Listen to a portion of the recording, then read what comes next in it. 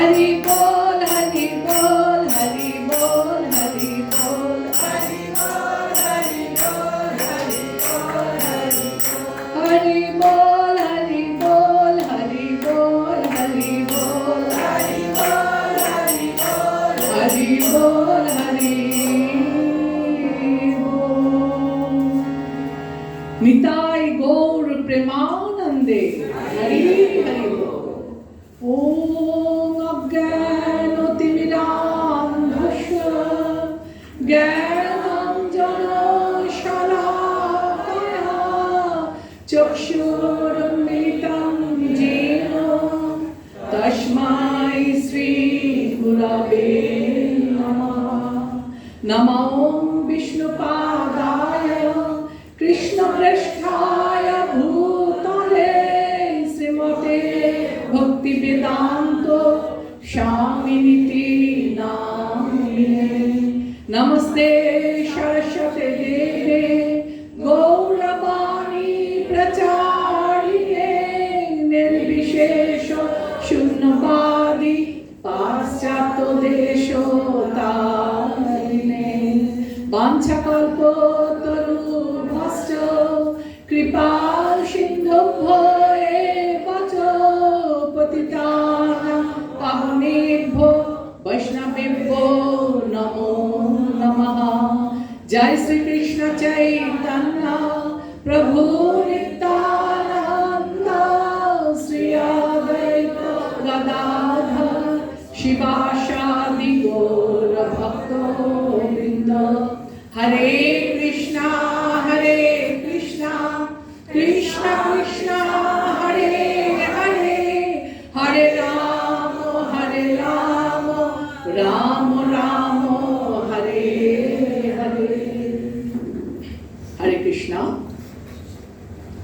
আপনাদের সকলকে শ্রীমদ্ ভগবত গীতা ক্লাসে, শুধু গীতা ক্লাস না, এটা ভক্তি শাস্ত্রীর গীতা ক্লাসে সুস্বাগতম।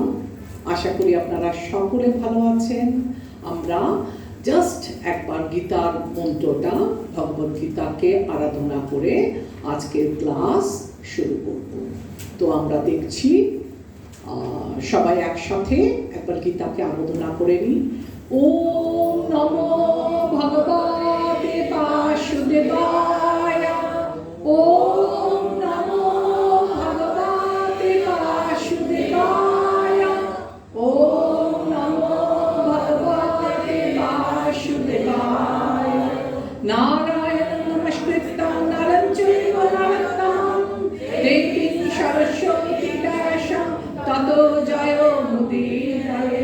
নষ্টপ্রায়েষু অভদ্রেষু নিত্যং ভগবতে সেবয়া ভগবতে উত্তম শ্লোকে ভক্তির্ভবতি নৈষ্ঠিকী। কৃষ্ণায় বাসুদেবায় দেবকী নন্দনায় চ নন্দগোপ কুমারায় গোবিন্দায় নমো নমঃ। ভক্তি শাস্ত্রী ক্লাসে আমরা আলোচনা করেছিলাম প্রথম অধ্যায় আমাদের অর্জুনের বিষাদ যোগ শেষ হয়েছিল। এরপর আমরা শুরু করেছিলাম দ্বিতীয় অধ্যায়। দ্বিতীয় অধ্যায়ে আমরা শ্লোক কত পর্যন্ত পড়েছিলাম? শ্লোক 1 থেকে মোটামুটি আমরা 53 পর্যন্ত শেষ করেছিলাম। তো কি দেখলাম? হরে কৃষ্ণ মাতাজি, ইয়োর নেম প্লিজ। আপনার নাম? নিতাই মূর্তি দেবী দাসী। আপনি বাঙালি তো? বাঙালি বুঝতে পারেন আপনি? ওকে, নো প্রবলেম। আর কিছু অসুবিধা হলে মাতাজি আমায় জানাবেন। नो नीड ना, आप एक काम कीजिए ना, आप हिंदी में लिखिए। माताजी भी तो हिंदी में लिखा तो आपको समझ में आ जाता है ना व्हाट आप टीचिंग। बस इतना ही काफी है, हिंदी में आंसर कीजिएगा। ओके। तो আমরা শ্রীমদ্ ভগবত গীতার 1 থেকে মোটামুটি 53 শ্লোকে কি দেখলাম? যে 1 থেকে 10 শ্লোক পর্যন্ত অর্জুনের অতিরিক্ত সন্দেহ, যুদ্ধ না করার কারণ ও কৃষ্ণের নিকট আত্মসমর্পণ। যে অর্জুন কৃষ্ণের সখা ছিল, সে এখন কৃষ্ণের কাছে গুরু শিষ্যের সম্পর্কে আবদ্ধ হলেন। শ্লোক 11 থেকে 30 আমরা কি দেখলাম, যে যুদ্ধ করব না বলে অর্জুন অস্ত্র ত্যাগ করে রথে উপবেশন করেছিল। যে মুহূর্ত থেকে গুরু এবং শিষ্যের সম্পর্ক স্থাপন হলো তাদের মধ্যে, তখনই ভগবান তাকে গীতার জ্ঞান, গীতার উপদেশ দিতে শুরু করলেন। প্রথম শ্লোক 11 থেকে 30 তিনি কি করলেন, অর্জুনকে যে বলেছিল যে আমার করুণা হচ্ছে, আত্মীয় স্বজন বন্ধু বান্ধব সকলকে দেখে কি হলো, করুণায় বিগলিত হয়ে গেছিল। সেই করুণা তার যুক্তি খণ্ডন করেছে কিসের মাধ্যমে, আমরা পড়েছি 11 থেকে 30 মাধ্যমে তিনি এই যুক্তি খণ্ডন করেছিলেন। আর কি দিলেন, আত্মতত্ত্ব জ্ঞান দিলেন। শরীর কি, আত্মা কি, কিভাবে আত্মা মৃত্যুর পরেও বেঁচে থাকে, সমস্ত পুঙ্খানুপুঙ্খ বিশ্লেষণ করলেন। এরপর 31 থেকে 37 আমরা দেখলাম, হরে কৃষ্ণ মাতাজি রাধা কৃষ্ণ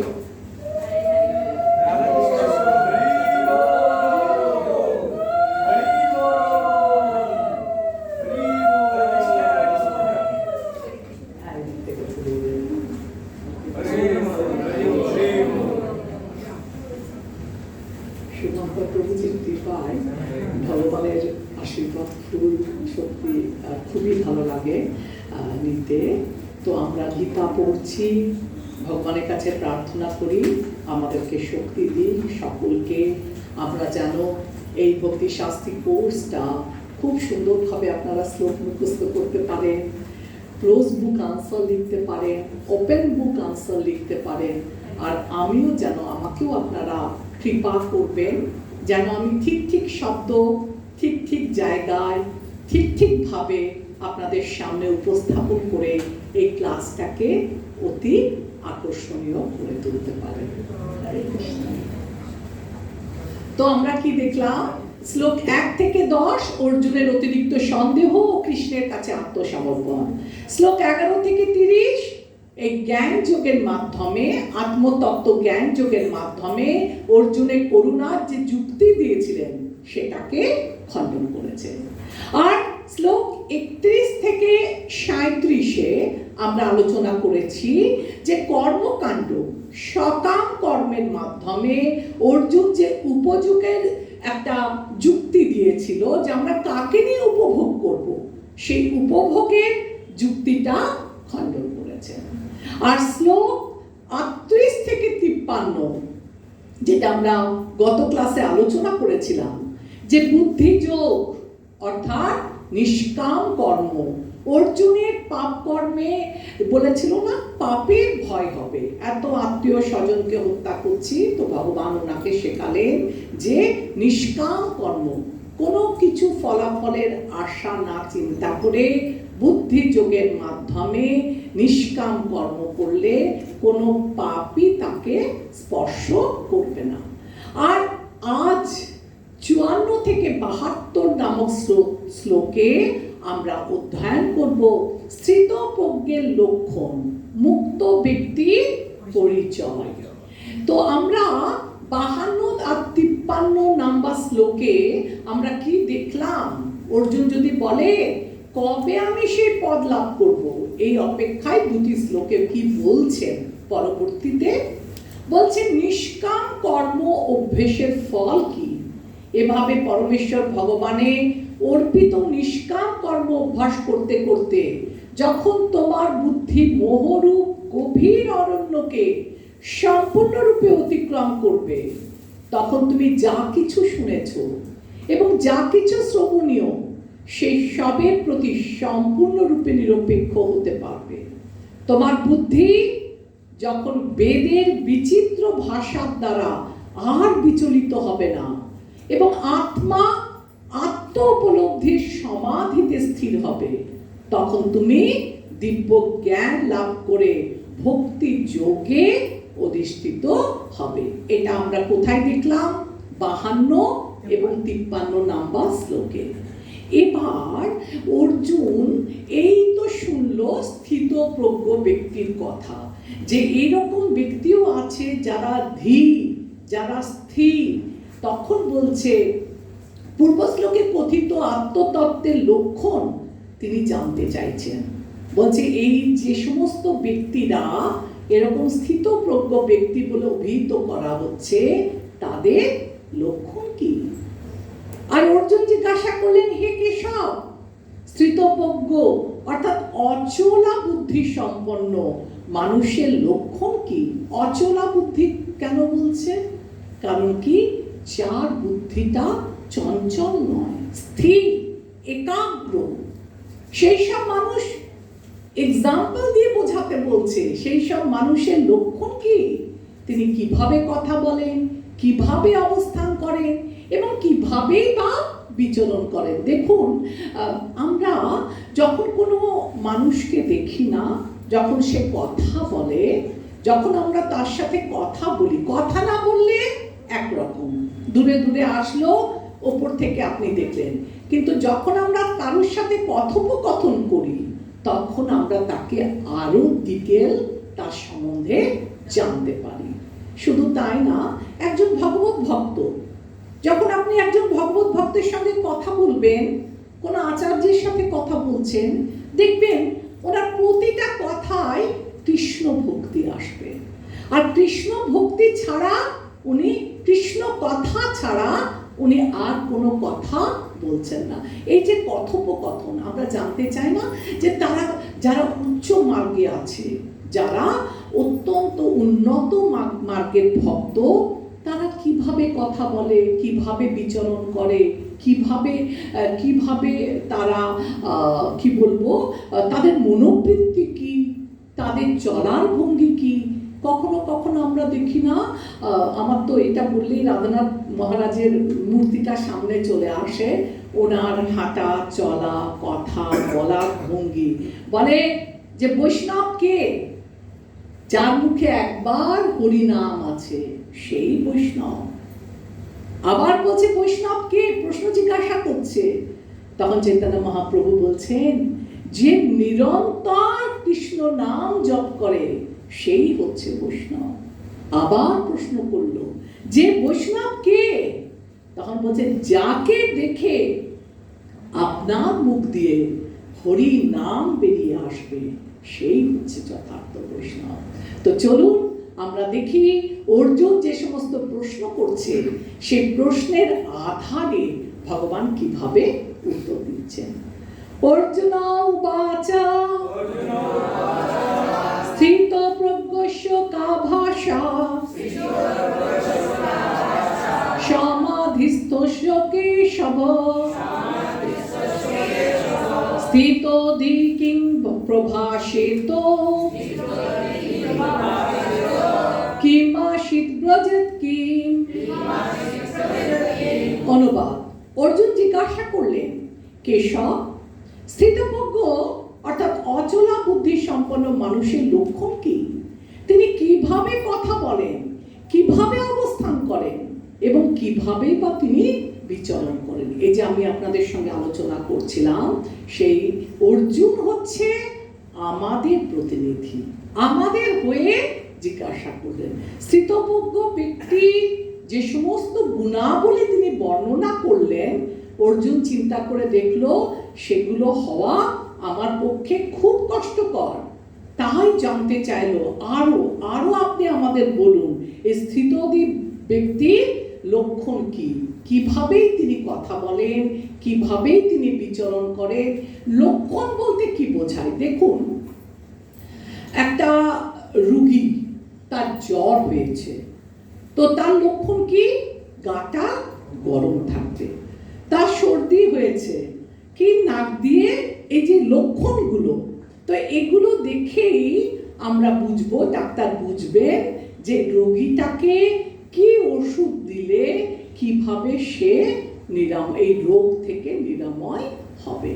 ঠিক তেমনি ভাবে সাধারণ লক্ষণ, এখন অর্জুনের 4টে প্রশ্ন, কি ছিল প্রথমটা? সাধারণ লক্ষণ, 1 নাম্বার। 2 নাম্বার কি বললো? তিনি কিভাবে কথা বলেন, 56 আর 57 শ্লোকে আমরা পাবো। তিনি কিভাবে অবস্থান করেন, এটা আমরা 58 আর 59 পাবো। আর তিনি কিভাবে বিচরণ করেন, কিভাবে তিনি চারদিকে বিচরণ করছে, ঘুরে বেড়াচ্ছে, বা কিভাবে তার বিচরণ করা, 64 থেকে 71 পর্যন্ত আমরা সেই নিয়েই ডিসকাস করব। তো এটা কি পড়া যাচ্ছে? আপনাদের পড়তে পারবেন কেউ? মাইকটা নিয়ে নাও হাতে, এই তো সামনে আছে। হ্যাঁ বলো।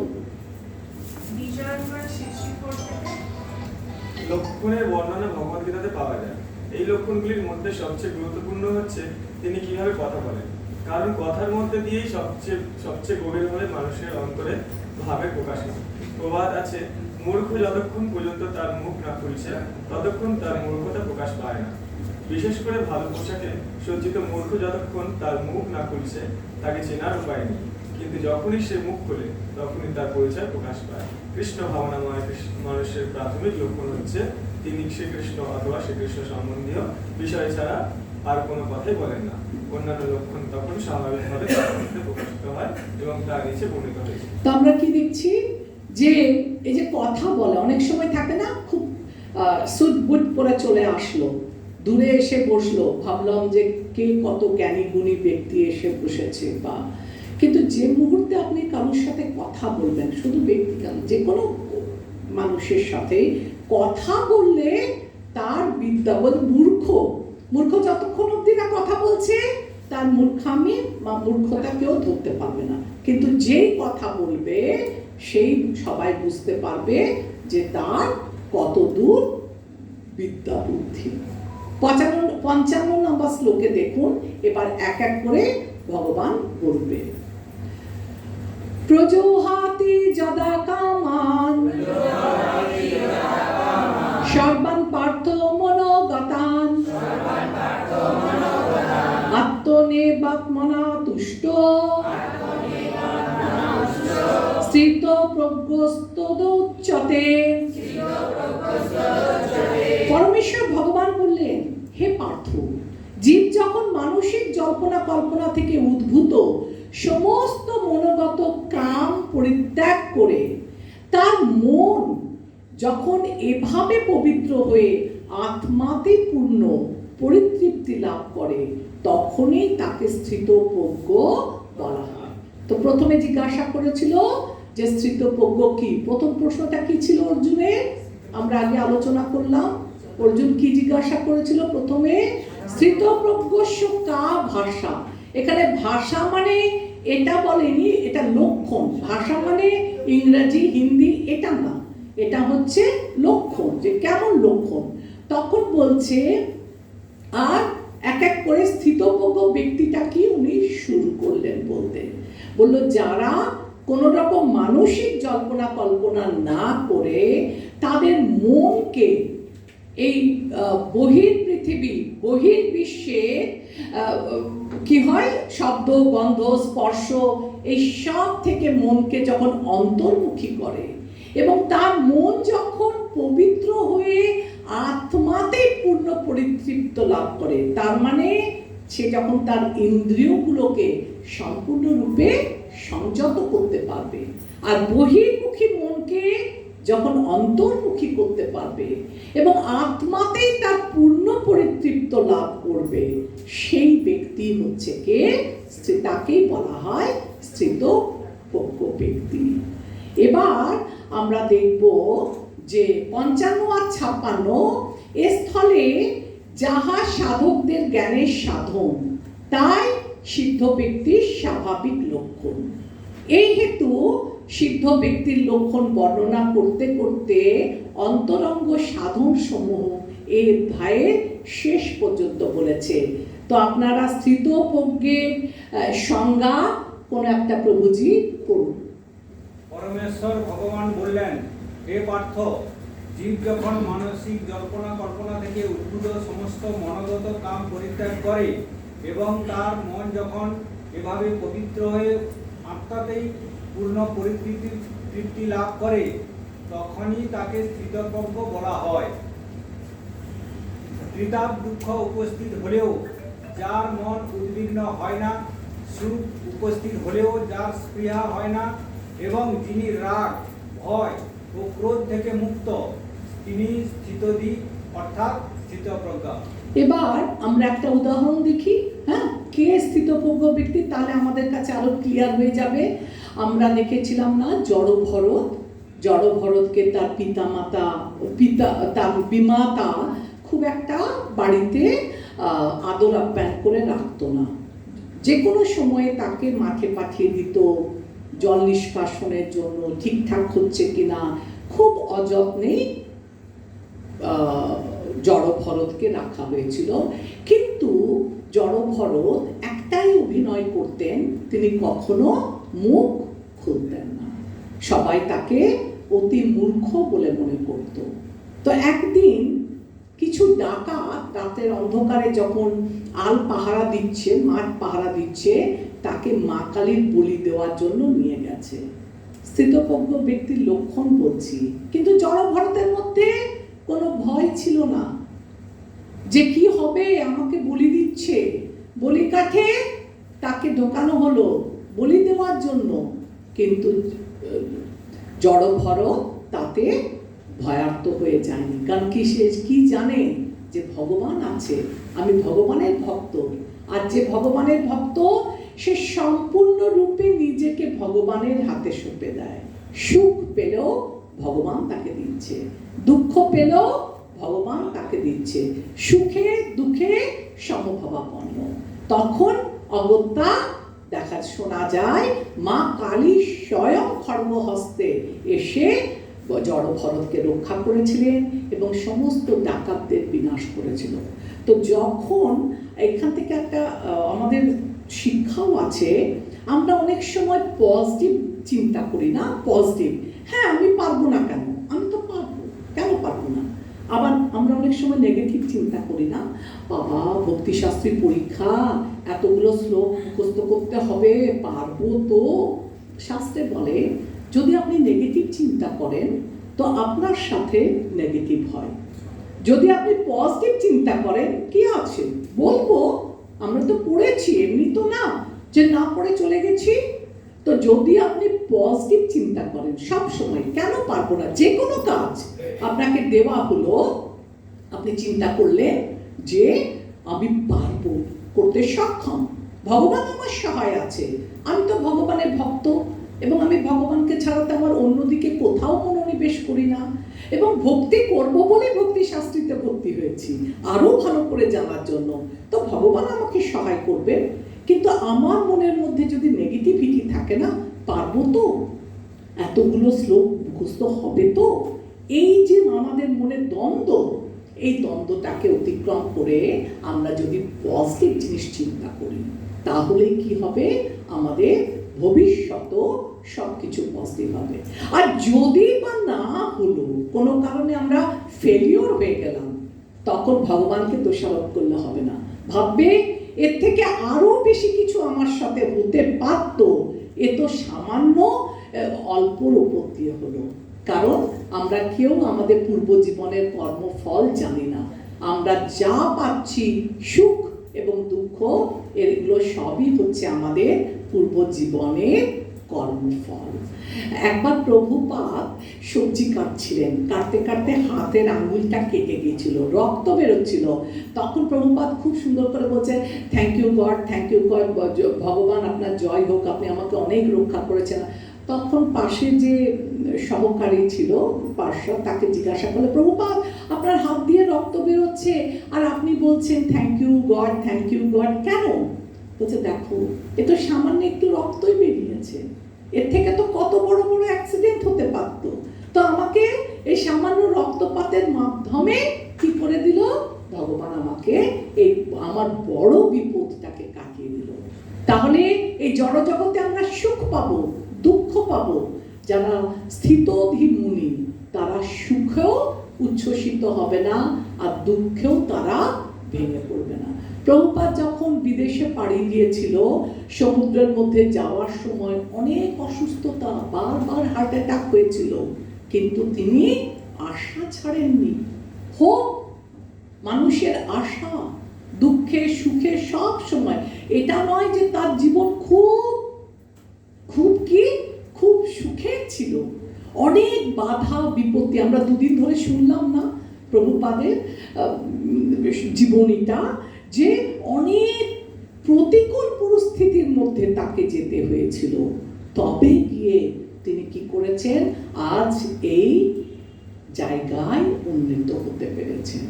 তো প্রতিকূল পরিস্থিতি এই নয় যে আমাদের যাত্রাপথ সবসময় কি হবে, যে ফুলের বিছানা ছড়ানো থাকবে, ফুলের রাস্তা, কুসুম ছড়িয়ে থাকবে রাস্তার মধ্যে, না, কাঁটা থাকবে রাস্তায়, কিন্তু আমাদের রাস্তা পার হতে হবে।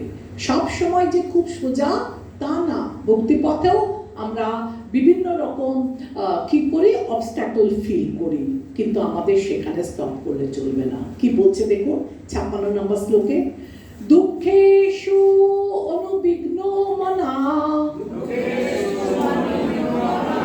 সুখেষু বিগত স্পৃহা বিতরাগ ভয় ক্রোধ স্থিত ধীর মনে উচ্চতে। ত্রিতাপ দুঃখ উপস্থিত হলেও যার মন উদ্বিগ্ন হয় না, সুখ উপস্থিত হলেও যার স্পৃহা হয় না, এবং যিনি রাগ ভয় ও ক্রোধ থেকে মুক্ত, তিনি হচ্ছেন স্থিতধীর অর্থাৎ স্থিতপ্রজ্ঞ ব্যক্তি। তাহলে দেখবেন আপনাদের বইয়ে দেখুন, এটার যে একটা তাৎপর্য আছে না, মুনি কাকে বলে আর স্থিতধীর মুনি বা কে, মুনি কাকে বলে কেউ একটু পড়ুন তো আপনার বই থেকে। আমরা বলি না নানা মুনির নানা মত, তো মুনি কাকে বলে? মুনি তাকে বলা হয় যিনি কোনো স্থির সিদ্ধান্তে উপনীত না হয়ে নানা রকম অনুমান করবার জন্য মনকে নানাভাবে আলোড়িত করতে পারে। তাই বলা হয় যে নানা মুনির নানা মত। কোন মুনির মত যদি অন্য মুনির থেকে স্বতন্ত্র না হয় তবে তাকে যথার্থ মুনি বলা যায় না। নাসা ঋষির যশ মতম ন ভিন্ন, মহাভারত বন পর্ব 313/117-তে বলছে। কিন্তু ভগবান এখানে বলেছেন স্থিতধীর মুনি সাধারণ মুনিদের থেকে ভিন্ন। স্থিতধীর মুনি সর্বদাই কৃষ্ণ ভাবনায় মগ্ন, কেননা তিনি জল্পনা কল্পনামূলক সমস্ত কার্যকলাপের পরিসমাপ্তি করেছেন। তাকে বলা হয় প্রশান্ত নিঃশেষ মনোরথান্তর, স্তোত্রত্ম 43। ঠিক আছে মাতাজি, তো কি দেখছি, মুনি কাকে বলে? যারা নিজেদের জল্পনা কল্পনায় নিজের নিজের মত পোষণ করে, এবং এক একটা মুনির এক একটা মতভেদ। তো এই যে মুনি, এরা কিন্তু স্থিতপ্রজ্ঞ মুনির মতো নয়। স্থিতপ্রজ্ঞ মুনির একটাই কথা, একটাই জিনিস, যে বহির্জগতের সমস্ত ইন্দ্রিয়গুলোকে সংযত করে একাগ্র চিত্রে যখন কৃষ্ণের কথা বলবে এবং শাস্ত্রের কথা উল্লেখ করবে, এবং তার কোনো দ্বিমত নেই, নানা মুনির নানা মতবাদ জল্পনা কল্পনার মাধ্যমে নেই, সেটাই হচ্ছে স্থিতপ্রজ্ঞ বা স্থিতধীর মুনি। জড়জগতে যিনি সমস্ত বিষয়ে আসক্তি রহিত, যিনি প্রিয় বস্তুতে লাভে আনন্দিত হন না এবং অপ্রিয় বিষয় উপস্থিত হলে দ্বেষ করে না, তিনি পুণ্যজ্ঞানে প্রতিষ্ঠিত হয়েছেন।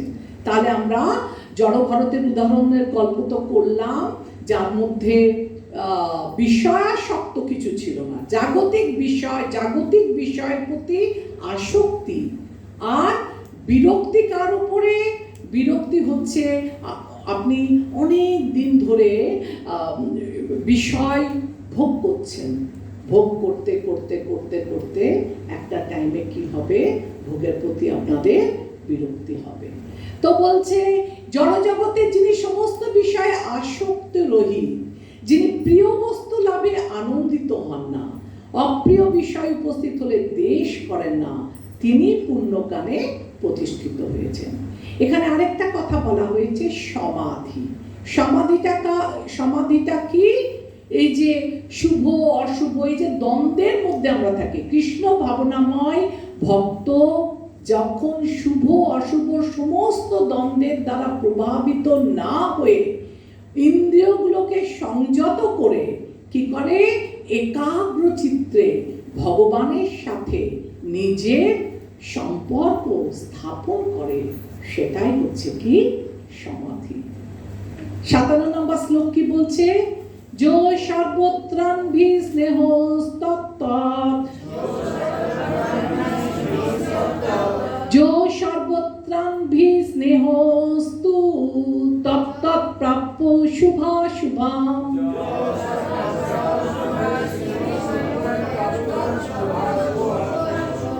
नाभिनन्दति न दिष्टि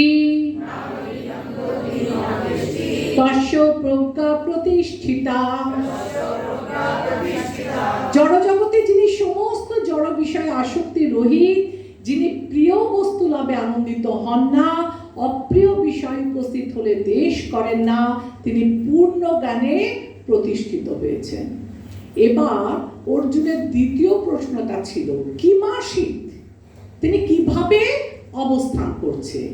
এখানে খুব সুন্দরভাবে ভগবান জানাবে পরবর্তী শ্লোকে যে একটা কচ্ছপ প্রয়োজনে সে তার অঙ্গ প্রত্যঙ্গ বার করে হাঁটা চলা করে, কিন্তু যখন তার প্রয়োজন ফুরিয়ে যায় তখন সে নিজের হাত পা গুলো গুটিয়ে আবার সংকুচিত করে আবার সেই কচ্ছপের শক্ত খোলার মধ্যে এটাকে ঢুকিয়ে নেয়, তার ইন্দ্রিয়গুলোকে ঢুকিয়ে নেয়। তো ভক্তের লক্ষণ কি? এই কচ্ছপের মতো ইন্দ্রিয় দমন। আর উদাহরণ দিয়েছে সাপুরে যেমন সাপকে পোষ মানায়। এই যে আমাদের 5টা ইন্দ্রিয় কি কি? চক্ষু, কর্ণ, নাসিকা, জিহ্বা, ত্বক, এগুলোকে এক একটা সাপের সঙ্গে তুলনা করা হচ্ছে। এরা এক একটা বিষধর সর্প। এই সাপুরে যখন খেলা দেখায় সাপে, তখন এই বিষধর সর্পগুলোকে কি করে? পোষ মানায়। পোষ মানিয়ে এই সাপগুলোতে খেলা দেখায়। ঠিক তেমনি আমাদের কি উচিত? আমাদের একটা নয়, 5টা সাপ আছে। এরা ইন্দ্রিয়, 5টা ইন্দ্রিয়, 5টা বিষধর সর্প। এই ইন্দ্রিয়গুলোকে পোষ মানাতে হবে, সংযত করতে হবে। আর তারপরে সাপুরে যেমন সাপকে পোষ মানায়, তখন আমাদের মন আমাদের কথা মতো চলবে। মন কখনো আমাদের বন্ধু হয়, কখনো আমাদের শত্রু হয়।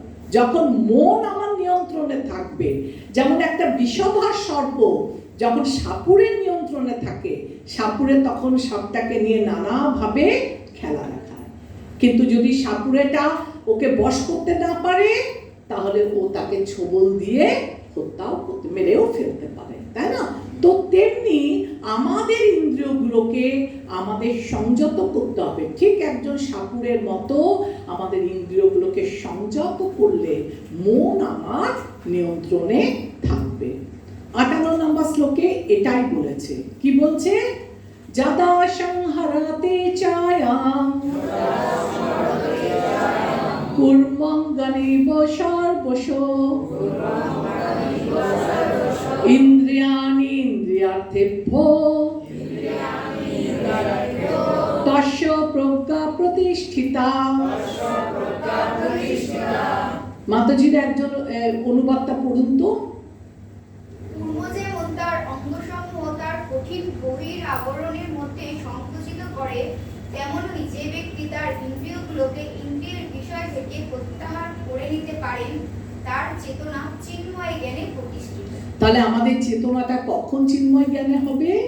যখন আমরা আমাদের ইন্দ্রিয় বিষয় থেকে ইন্দ্রিয়গুলোকে, আমি বললাম বহির্বিশ্বের রূপ, রস, শব্দ, গন্ধ, স্পর্শ প্রতিনিয়ত আমাদের চক্ষু, কর্ণ, নাসিকা, জিহ্বা, ত্বককে আকর্ষণ করছে।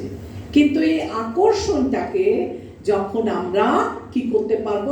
সংযত করতে পারবো, তখন আমাদের চেতনাটা চিন্ময় স্তরে, চিন্ময় জ্ঞানে প্রতিষ্ঠিত হবে। এবার অর্জুন যদি বলছে ওহে ইন্দ্রিয়গণের বিষয়ে অপ্রবৃত্তি স্থিতপ্রজ্ঞের লক্ষণ হতে পারে না, কেননা জড় আতুর উপবাস পরায়ণ ব্যক্তিগণের বিষয়ের প্রতি প্রবৃত্তি থাকে না। এর উত্তরে কৃষ্ণ কি বলছেন দেখো, বলছে যে এটা কি সম্ভব? প্রত্যেকটা মানুষের মধ্যেই খিদা তৃষ্ণা এগুলো তো আছে, তো এটা কি সম্ভব? কি করে সম্ভব যে এই ইন্দ্রিয়গুলোকে সংযত করতে পারলো? তখন বলছে ভক্তির প্রবৃত্তিটা দেখুন, বলছে বিষয় নিবৃত্তি, দেহাবিশিষ্ট জীব ইন্দ্রিয় সুখ ভোগ থেকে নিবৃত্ত হতে পারে, কিন্তু তবুও ইন্দ্রিয় সুখ ভোগের আসক্তি থেকে যায়, কিন্তু উচ্চতর স্বাদ আস্বাদন করার ফলে তিনি সেই বিষয় তৃষ্ণা থেকে চিরতরে নিবৃত্ত হন। আপনার কি বলবো, স্বাভাবিকভাবে আমাদের জীবনে কি হয়, আমরা সুন্দর জিনিস পছন্দ করি, দেখতে ভালোবাসি, সুন্দরের প্রতি আমাদের একটা আকর্ষণ আছে, চোখ ভালো জিনিস দেখতে চায়, কান ভালো জিনিস শুনতে চায়, মুখ জিহ্বা ভালো কিছু আস্বাদন করতে চায়।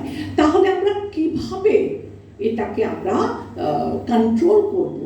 তখন বলছে আমরা যা দেখছি, যা শুনছি, যা খাচ্ছি, এর থেকেও যদি কিছু উচ্চতর স্বাদ আমরা আস্বাদন করতে পারি তাহলে এটা সম্ভব। আপনাদের একটা জাগতিক উদাহরণ দিই। একটা বাচ্চা ছেলেকে মা রাস্তা দিয়ে নিয়ে যাচ্ছে হাত ধরে, আর বাচ্চা ছেলেটা যেতে যেতে একটা বিস্কিট খাচ্ছে, খেতে খেতে হাত ফসকে বিস্কুটটা পড়ে গেল। বাচ্চাটা কি করলো? ছোট বাচ্চা ভ্যাঁ করে কাঁদতে শুরু করলো। ওর মা বললো কি হলো? বলছে আমার বিস্কিট পড়ে গেল বলে আর কান্না থামে না, আরো জোরে জোরে কাঁদছে। তখন মা বলছে যে আরে বিস্কুটটা তো পড়ে গেছে, তাই জন্য তোর এত কান্না, দাঁড়া। বলে মা তার ব্যাগ থেকে একটা ছোট্ট ক্যাডবেরি বার করে বাচ্চাটার হাতে দিল। তখন বাচ্চাটা আর কাঁদবে না হাসবে? কারণ তার হাত থেকে যে বিস্কুটটা পড়ে গিয়েছিল, ওর মা তার ব্যাগ থেকে বিস্কুটের থেকেও একটা ভালো জিনিস, মানে বাচ্চার কথা মতো, বাচ্চার স্বাদ মতো একটা ক্যাডবেরি দিয়ে দিল। তখন বাচ্চাটা আর কান্না করলো না, ক্যাডবেরিটা নিয়ে খুশি হয়ে খেতে থাকলো, কান্না বন্ধ হয়ে গেল। তা তেমনি আমাদের কি বলছে দেখুন 59 নম্বর শ্লোকে, বিষয়া বিনিবর্তস্তে বিষয়া বিনির্বর্তন্তে নিরাহারস্য দেহিনাম রসবর্জং রসোপস্য পরং দৃষ্টা নিবর্ততে। এই যে নিরাহারস্য, যখন আমরা আহার করি না, খাবার খাই না, তখন আমাদের পেট কি চায়? যখন আমাদের খিদে পায় আমরা কি খুঁজি? খাবার চাই। কারণ আমি উপোস করে আছি, জিভ খেতে চাইছে, পেট ভুখা মানে ক্ষুধার্ত আস্বাদন করছে। ঠিক তেমনি ভাবে এই চোখ ভালো জিনিস দেখতে চায়, তাকে যাতে আমি কন্ট্রোল করে নিই। চোখটা ভুখা থেকে গেল, এরাও এদের খাবার কি? চোখের খাবার দৃষ্টি, কানের খাবার ভালো কথা শ্রবণ করা, জিহ্বার খাবার ভালো প্রসাদ আস্বাদন করা। এরা সবাই কি হচ্ছে? এরা সবাই ভুখা, এরা সবাই কি বলবো নিরাহারস্য, মানে এরা সবাই পেতে চায়। কি পেতে চায়? চোখ ভালো জিনিস দর্শন করতে চায়, কান ভালো জিনিস শুনতে চায়। এরা সবাই এখন কি? এরা সবাই ক্ষুধার্ত। এই ক্ষুধার্ত চক্ষু কর্ণ নাসিকা জিহ্বা, এদেরকে যদি আমি যখন পেটের মধ্যে আহার দিই, তখন পেটকে আহার দেওয়ার সাথে সাথে যেমন সমস্ত অঙ্গ প্রত্যঙ্গ কি হয়ে যায়? পুষ্ট হয়ে যায়।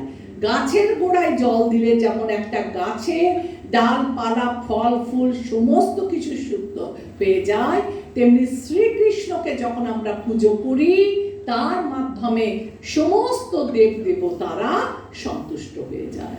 তাই চোখ, কান, নাক, মুখ, জিহ্বা, ত্বক এদের আমাদের কি দিতে হবে? উচ্চতর স্বাদ। একটা বাচ্চা ছেলে বিস্কুট পড়ে গেল, মা কি দিল? ক্যাডবেরি দিল, বাচ্চাটা কাঁদা বন্ধ করলো। তো এই যে আমাদের ইন্দ্রিয়গুলো, এরা সবাই কি, এরা সবাই খুব তৃষ্ণার্থ, সবাই দেখতে চাইছে। তো এদেরকে আমি কিভাবে স্যাটিসফাই করব? যখন এদেরকে আমি উচ্চতর স্বাদ এরা পাবে, আস্বাদন করবে, তখনই এরা সন্তুষ্ট থাকবে। কিরকম করে? 7 আর 61-তে দেখুন, ইন্দ্রিয় সংযম ব্যতীত স্থিতপ্রজ্ঞতা সম্ভব হয় না, অতএব সাধনাবস্থাতে সংযম বিষয়ে মহা যত্ন করা কর্তব্য। এই কথাই এই দুটি শ্লোকে বলেছে। এবার আপনারা একটু পড়ুন, বাহ্য ইন্দ্রিয় সংযমের অভাবে কি হয়? সৃষ্ট দোষ। হে কুন্তেয়, ইন্দ্রিয়সমূহ এতই বলবান এবং ভোগকারী যে তারা প্রতি যত্নশীল বিবেক সম্পন্ন পুরুষের মনকেও বলপূর্বক বিষয়াভিমুখে আকর্ষণ করে। যিনি তার ইন্দ্রিয়গুলোকে সম্পূর্ণরূপে সংযত করে আমার প্রতি উত্তম ভক্তিপরায়ণ হয়ে তার ইন্দ্রিয়গুলিকে সম্পূর্ণরূপে বশীভূত করেছেন, তিনিই স্থিতপ্রজ্ঞ। স্থিতপ্রজ্ঞের কথা কি বলছে দেখুন। এই যে বললাম, আমাদের ইন্দ্রিয়গুলো খুব চঞ্চল এবং এরা সবাই খুব কি ভুখা, এরা কিছু পেতে চাইছে, আরো আরো ভালো। এরা ছাড়বে কেন? জাগতিক বিষয় এত অ্যাট্রাক্টিভ, এরা তখনই ছাড়বে যখন এরা উচ্চতর স্বাদ। এই স্থিতপ্রজ্ঞ ব্যক্তিরা তাদের কিভাবে, আর অনেক সময় আমরা কি করি? ইন্দ্রিয়গুলোকে জোর করে দমিয়ে রাখি। দেখা গেছে অনেক উন্নত ধরনের সাধু বৈষ্ণব, সাধু গুরু বৈষ্ণব থেকেও মহান মহান ঋষিরা, এমনকি বিশ্বামিত্র মুনি যে কিনা অতি উচ্চ স্তরের, তারাও এই ধ্যানের সময় কি করলো? সামান্য বহু বছর ধরে তপস্যা করছে, আর সামান্য স্বর্গের অপ্সরা মেনকার নৃত্যতে তার কি হলো? চিত্ত বিমোহিত হয়ে গেল। তো আমাদের সব সময় নিজের ইন্দ্রিয়গুলোকে সংযত রাখতে হবে, নিজের মনকে নিজের কন্ট্রোলে রাখতে হবে। আর স্থিতপ্রজ্ঞ ব্যক্তি তারাই যারা ইন্দ্রিয়গুলোকে নিজের কন্ট্রোলে রাখতে পেরেছে, যারা ইন্দ্রিয়গুলোকে সংযত করতে পেরেছে। এই তাৎপর্যটা 7 আর 61 এখানে আমরা দেখব। বিধি নিষেধের দ্বারা ইন্দ্রিয় দমন। দেখুন, একটা ডাক্তার বলল আপনার জন্ডিস হয়েছে, আপনি এটা খাবেন না, বা সুগার হয়েছে, আপনি মিষ্টি খাবেন না। ছেড়ে তো দিল মিষ্টি খাওয়া, কারণ কি?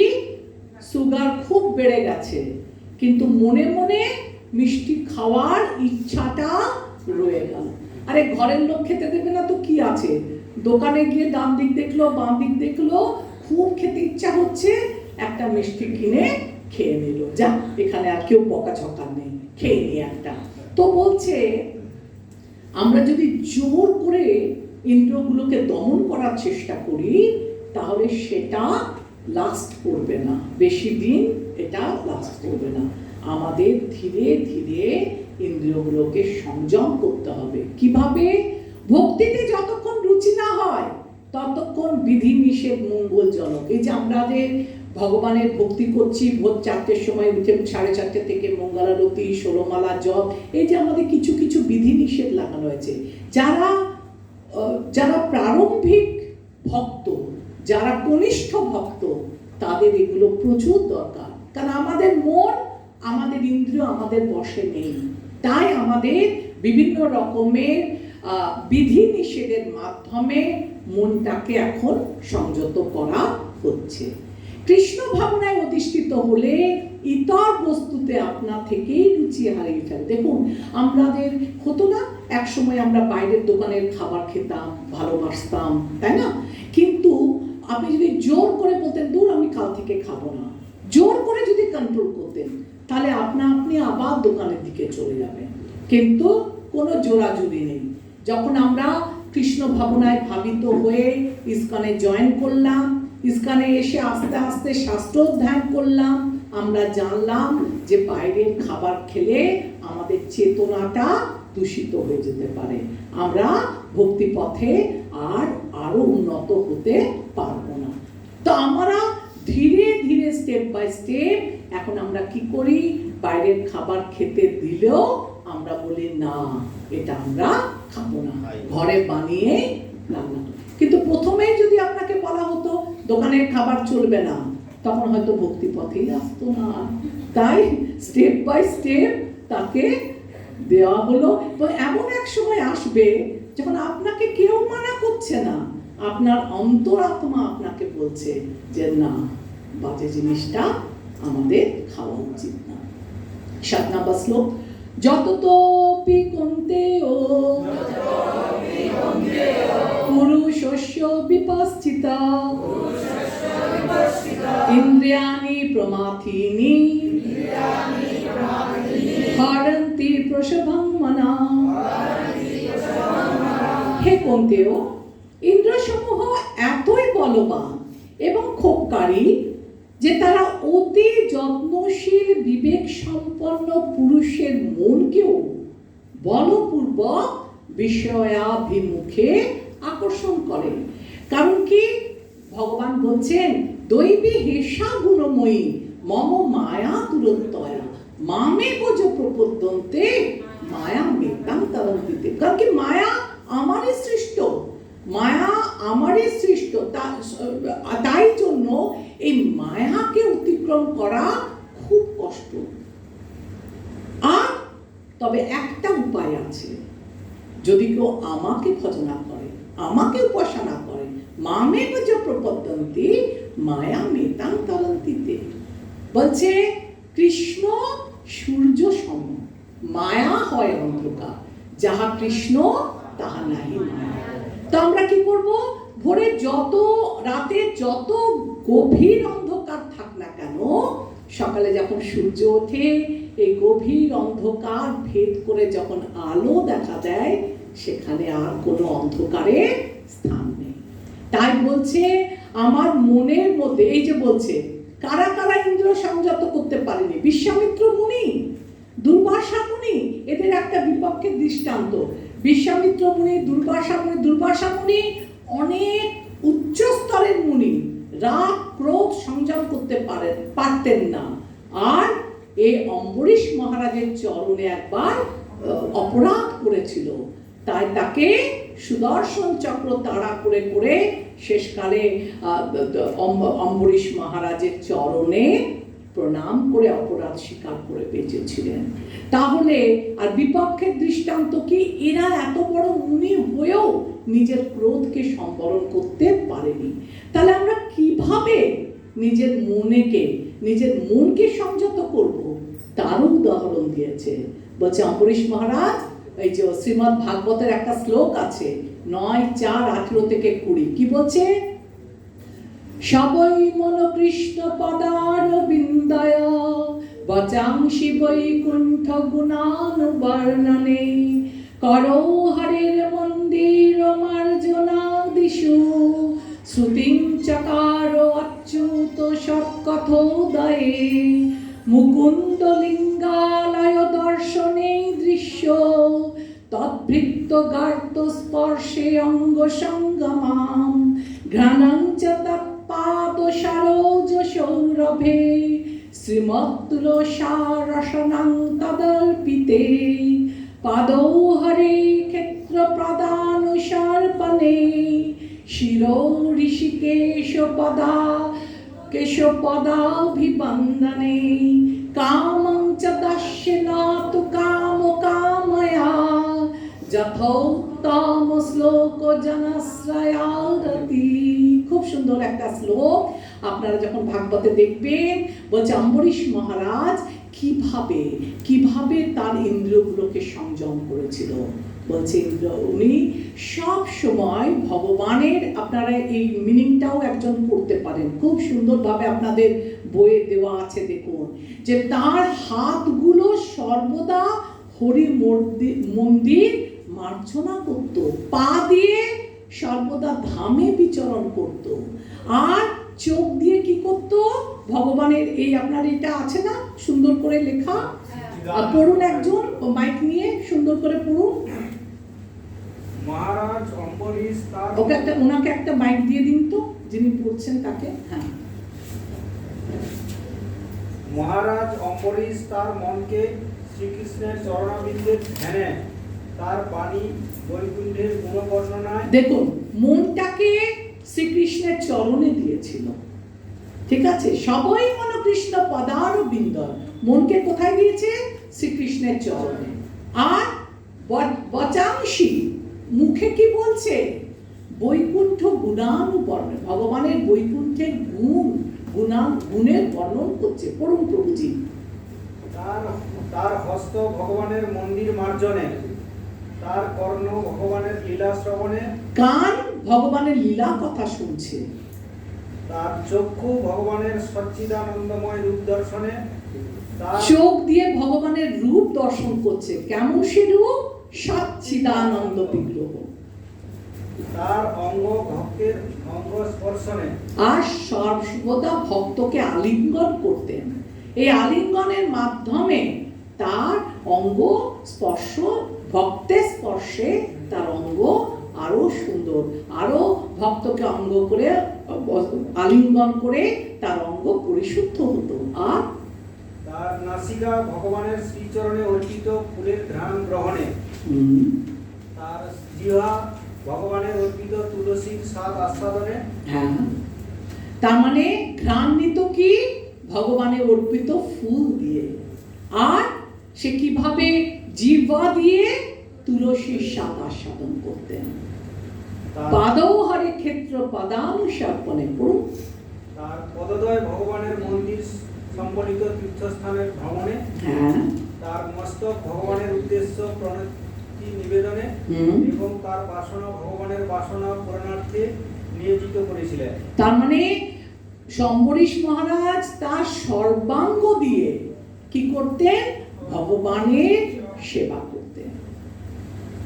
ঋষিকেন ঋষিকেশ সেবনম ভক্তির উচ্চতে।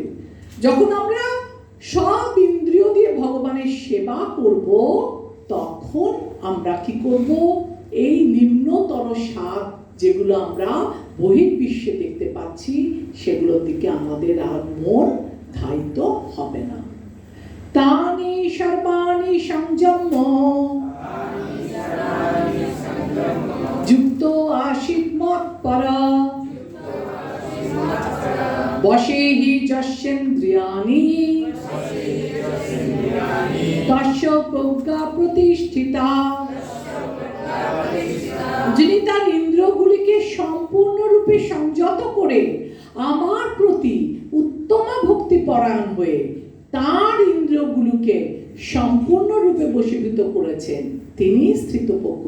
অর্জুন জানতে চেয়েছিল না, স্থিতপ্রজ্ঞ ব্যক্তিকে নানা রকম ভাবে উদাহরণ দিয়ে দিয়ে বোঝাচ্ছে, যিনি সম্পূর্ণরূপে। আমি আগের দিন বলেছিলাম যে একটা কথা যখন দেখবেন বারবার বলছে, তার মানে কি? তার কিছু ইম্পর্টেন্স আছে, তার কিছু গুরুত্ব আছে। তাই একই কথা বারবার বলবে যে আমাদের ইন্দ্রিয়গুলোকে আমরা কিভাবে নিয়ন্ত্রণ করব, কিভাবে বশীভূত করব, যেটা স্থিতপ্রজ্ঞ ব্যক্তিরা অতি সহজেই করেছেন। কিভাবে?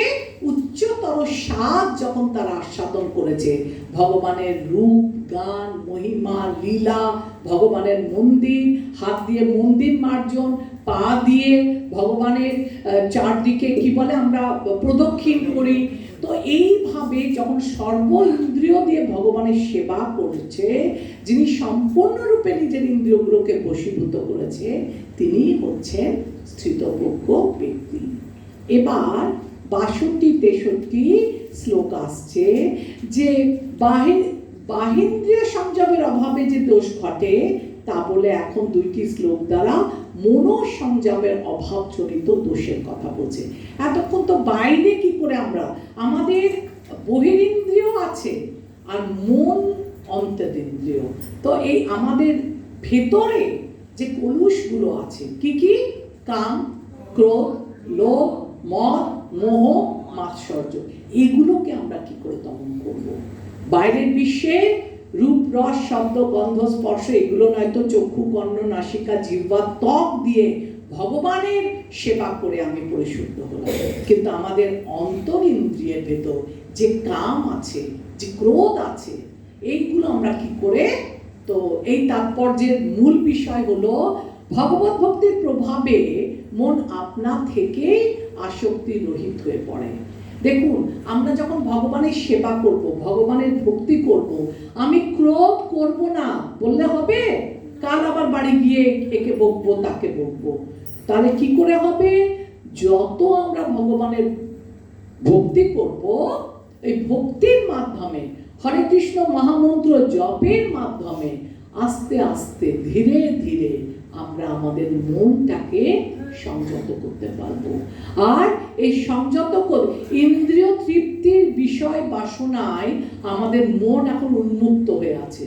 যত আমরা হরে কৃষ্ণ মহামন্ত্র জপ করব, যত আমরা শ্রবণ কীর্তন করব, তত আমাদের মন কি হবে? নিয়ন্ত্রিত হবে। মন খুব চঞ্চল।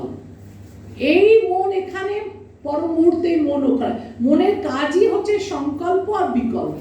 একবার ধরবে, একবার ছাড়বে। এটা আপনাকে ধরলো মন, ভাল লাগলো না, ছেড়ে দিয়ে আরেকজনকে ধরলো, আবার ভাল লাগলো না। তাই মনটাকে কন্ট্রোল করতে হবে কাকে দিয়ে? বুদ্ধি দিয়ে। এই বুদ্ধি দিয়েই আমরা আমার মনটাকে কন্ট্রোল করব। একটা খুব সুন্দর উপমা, এটা আপনারা সবাই মুখস্থ করবেন। আপনাদের মনে হয় মুখস্থ শ্লোকে আছে, কি বলছে দেখুন। ধায়ত বিষয়ান পুংসো সঙ্গস্তেষু উপজায়তে সঙ্গৎ সঞ্জায়তে কামো কামাৎ ক্রোধোভিজায়তে ক্রোধাৎ ভবতি সম্মোহ সম্মোহাৎ স্মৃতিবিভ্রমা স্মৃতিভ্রংশাৎ বুদ্ধিনাশো বুদ্ধিনাশাৎ প্রণশ্যতি। দেখুন, ইন্দ্রিয় এই বিষয় সমূহের কথা চিন্তা করতে করতে মানুষের তাতে আসক্তি জন্মায়। আসক্তি থেকে কাম উৎপন্ন হয়, কাম থেকে ক্রোধ উৎপন্ন হয়, ক্রোধ থেকে সম্মোহ, সম্মোহ থেকে স্মৃতিবিভ্রম, স্মৃতিবিভ্রম থেকে বুদ্ধিনাশ, এবং বুদ্ধিনাশ হওয়ার ফলে হয় সর্বনাশ। অর্থাৎ মানুষ পুনরায় জড় জগতের অন্ধকূপে পতিত হয়। দেখুন, একটা জাগতিক সম্পর্ক দিয়ে এই যে ধাপগুলো কিরকম? মানুষ, আমরা সবসময় বিষয়ের চিন্তা করছি, চিন্তা করতে করতে আমার আসক্তি হচ্ছে। একটা জাগতিক উদাহরণ দিই। একজন যুবক যুবতী, ঠিক আছে, তো এক যুবক কোনো যুবতীকে দেখলো, বেশ সুন্দরী যুবতী। ওকে দেখে, যুবতী হচ্ছে বিষয়, দেখছে কে? একটা যুবক। এই যে বিষয়ের ও চোখে দেখলো, এই বিষয়টাকে তখন ধীরে ধীরে ওকে ভালো লাগলো আর আসক্তি হলো যে মেয়েটাকে আমার ভালো লাগছে, যুবতীকে, একটা যুবকের ভালো লাগছে। আর আসক্তি যখন বাড়তে থাকলো তখন কি হলো? কাম হলো। মেয়েটাকে পেতে চাইলো, কামনা হতে লাগলো যে আমার এই মেয়েটাকে চাই, মনে মনে কামনা করতে লাগলো মেয়েটাকে। এবার কোনো এক মুহূর্তে সে ছেলেটি গিয়ে মেয়েটিকে প্রপোজ করলো। মেয়েটি যদি না বলে দিল না, তখন কি হলো? ছেলেটা কাম থেকে কি হলো? ক্রোধ হলো, আমাকে প্রত্যাখ্যান করলো। তো ছেলেটার মনে কি হলো? ক্রোধ হয়ে গেল। এবার যখন রাগ হলো, সে রাগে দেখবেন মানুষ অন্ধ হয়ে যায়, সম্মোহ হয়ে গেল, তখন হিতাহিত জ্ঞান চলে গেল। আর এই যে সম্মোহ হলো, তখন সে কোন ঘরের বাড়ি, তার পরিচয় কি, বংশ পরিচয় কি ভুলে গেল। যে বাবা মার আমি একটা সন্তান, আর আমার কত একটা বাবা মার একটা রেসপেক্টেড পজিশনে ওদের আছে, সবকিছু ভুলে গেল। স্মৃতি বিভ্রম, নিজের বাবা মা পরিবার সবকিছু ভুলে গেলে তার একটাই মনের ইচ্ছা, কি কামনা? আমার ওই মেয়েটিকে চাই। আর এই স্মৃতি বিভ্রম হয়ে গেলে ওর বুদ্ধিটা চলে গেল। তখন ও কি করলো? যে আমি প্রতিশোধ নেব। কি নেব? প্রতিশোধ নেব। কিভাবে নেবে? একটা অ্যাসিডের বোতল নিয়ে আসলো, আমাকে প্রত্যাখ্যান করেছে, আমি রিভেঞ্জ নেব, আমি প্রতিশোধ নেব, আর ওই অ্যাসিডের বোতলটা ছুঁড়ে মারলো। আর কি হলো, মেয়েটার মুখটা পুড়ে গেল। এই যে বুদ্ধি নাশ হলো, এর ফলের পরিণাম কি? পরিণাম হচ্ছে ভয়াবহ সর্বনাশ। পুলিশ এসে ছেলেটাকে অ্যারেস্ট করলো, নিয়ে চলে গেল। তো এই যে বিষয়ের প্রতি আমাদের বিষয় চিন্তা করতে করতে আসক্তি জন্মায়। আসক্তি থেকে কাম, কামটা ফুলফিল হলে ঠিক আছে, না ফুলফিল হলে কাম থেকে ক্রোধ, ক্রোধ থেকে সম্মোহ, স্মৃতিবিভ্রম, বুদ্ধি নাশ আর সর্বনাশ। এই যে আমরা ধরুন আরেকটা জাগতিক উদাহরণ দিই, এই যে আমরা ছোট থেকে দেখি না যে রাস্তা চলবো কি করে, মা বাবার সাথে ছোট থেকে শিক্ষা দিচ্ছে না যে দেখো রাস্তা দিয়ে গেলে এই যে একটা ট্রাফিক লাইট আছে, লাল কি কি আছে ট্রাফিক লাইট, লাল রেড, রেডে কি বলে, রেড সিগনালে কি বলে স্টপ, তারপরে কি আছে অরেঞ্জ, ইয়েলো, ইয়েলোটা কি বলে স্লো, ধীরে চলো, তার নিচে কি আছে গ্রিন, গ্রিন কি বলে গো, যাও। এবার এটা ছোট থেকে শিখেছে। এবার সে যদি গাড়ি চালাচ্ছে, ড্রিঙ্ক করেছে, আর সে কি করলো, এই নিজের মধ্যে কি হয়ে গেল, হারিয়ে গেল। সে নিজের মধ্যে নেই, তার স্মৃতি বুদ্ধি ছিল, ছোট থেকে জানে রেড সিগন্যাল মানে স্টপ করতে হবে, কিন্তু সে স্মৃতি বিভ্রম, সব ভুলে গেল, স্মৃতি বিভ্রম হয়ে গেছে, বুদ্ধি নাশ হয়ে গেল, পাপ কাজ করেছে, সবকিছু ভুলে গেল, বুদ্ধিটাও চলে গেল। ও কি করলো, লাল লাইট জ্বালানো ছিল, ও আগে বেড়ে গেল। পরিণামে কি হবে, অ্যাক্সিডেন্ট। আর তাতে কি হলো, তো এই যে আমরা বিষয় চিন্তা করতে করতে আমাদের তার প্রতি একটা আসক্তি আসে। তো এই যে 8টা স্টেপ, এটা আপনাদের ক্লোজ বইয়ের কোশ্চেনও আছে, এটা একদম মুখস্থ করে নেবেন, শ্লোক মুখস্থ করবেন। বিষয় চিন্তা থেকে হয় আসক্তি, আসক্তি থেকে হয় কাম, কাম থেকে হয় ক্রোধ, ক্রোধ থেকে হয় সম্মোহ, সম্মোহ থেকে হয় স্মৃতি বিভ্রম, স্মৃতি বিভ্রম থেকে বুদ্ধি নাশ, বুদ্ধি নাশের পরে হয় রাগ দেশ বিমুক্তস্তু বিষয়ান ইন্দ্রিয়শ্চরণ, ইন্দ্রিয়শ্চরণ, রাগ দেশ বিনির্মুক্তস্তু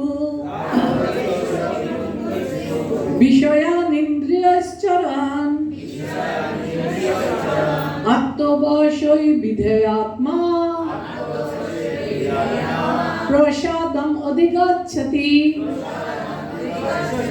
অসংযত চিত্ত মানুষ প্রিয় বস্তুতে স্বাভাবিক আসক্তি এবং অপ্রিয় বস্তুতে স্বাভাবিক বিদ্বেষ থেকে মুক্ত হয়ে তার বশীভূত ইন্দ্রিয়ের দ্বারা ভগবত ভক্তির অনুশীলন করে ভগবানের কৃপা লাভ করে।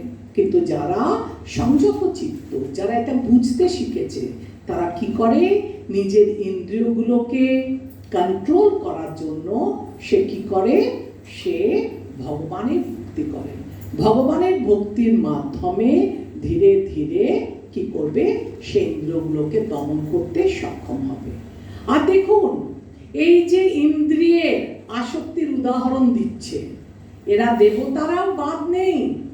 ব্রহ্মা বিমোহন লীলা আপনারা সবাই জানেন, যে কৃষ্ণকে ভুল ভেবেছিল যে এটি ভগবান, এ রাখাল বালকদের সাথে খাচ্ছে, এঠো খাচ্ছে, এ ভগবান হতে পারে না। পরীক্ষা করতে গিয়েছিল, সব গোপ বালকদেরকে, সব গাভীদেরকে গুহায় ভরে দিয়েছিল, আর পরিণামে নিজের ভুল বুঝতে পেরে ক্ষমা প্রার্থী হয়েছিল। শুধু ব্রহ্মা না, আর এই আসক্তি ধ্যান ভঙ্গ হয়ে শিব পার্বতীর সঙ্গ এবং তার ফলে কার্তিকের জন্ম। আর ইন্দ্রিয় দমন করতে পারে এরকমের উদাহরণ আছে। কারা?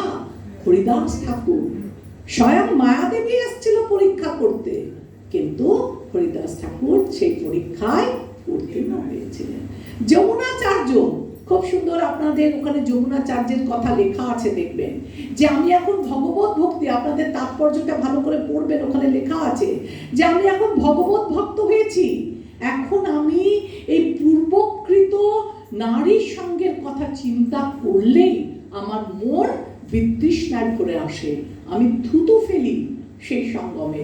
কিন্তু এটা কোনো নারীকে হেও করছে না, পুরুষ বলে নারীর কথা বলছে, নারী বলে পুরুষের কথা বলছে, ভগবত ভক্তি করতে করতে।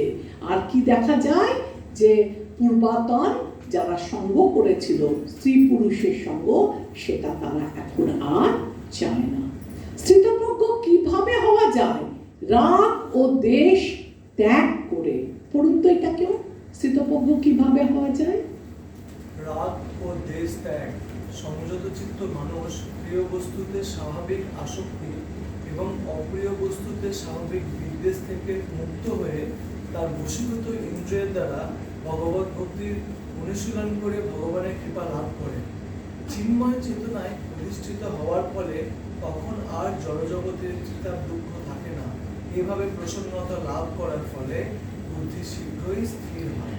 হ্যাঁ, তো যারা সংযত চিত্ত, যারা নিজের মনটাকে কন্ট্রোল করতে পেরেছে, মন তখন তাদের বশীভূত হয়েছে, তখন তারা কি করতে পারে?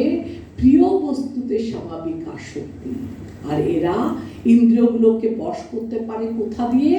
ভগবানের ভক্তি, ভগবত ভক্তির অনুশীলনের মাধ্যমে এরা নিজের ইন্দ্রিয়গুলোকে কাজে লাগায়। আর ভগবানের কৃপায় এরা চিন্ময় চেতনায় অধিষ্ঠিত হয়। আর এইভাবে প্রসন্নতা লাভ করার ফলে বুদ্ধি শীঘ্রই স্থির হয়। বুদ্ধি স্থির হলো, মন চঞ্চল, মন তখন বুদ্ধির দ্বারা কি হয়? বুদ্ধির দ্বারা কন্ট্রোল হয়। প্রসন্নতা লাভ হলে কি হবে? যখন আপনার মন প্রসন্ন হলো, তখন আপনার কি হবে? পর্যচেত প্রসাদে সর্ব দুঃখ দুঃখানাং,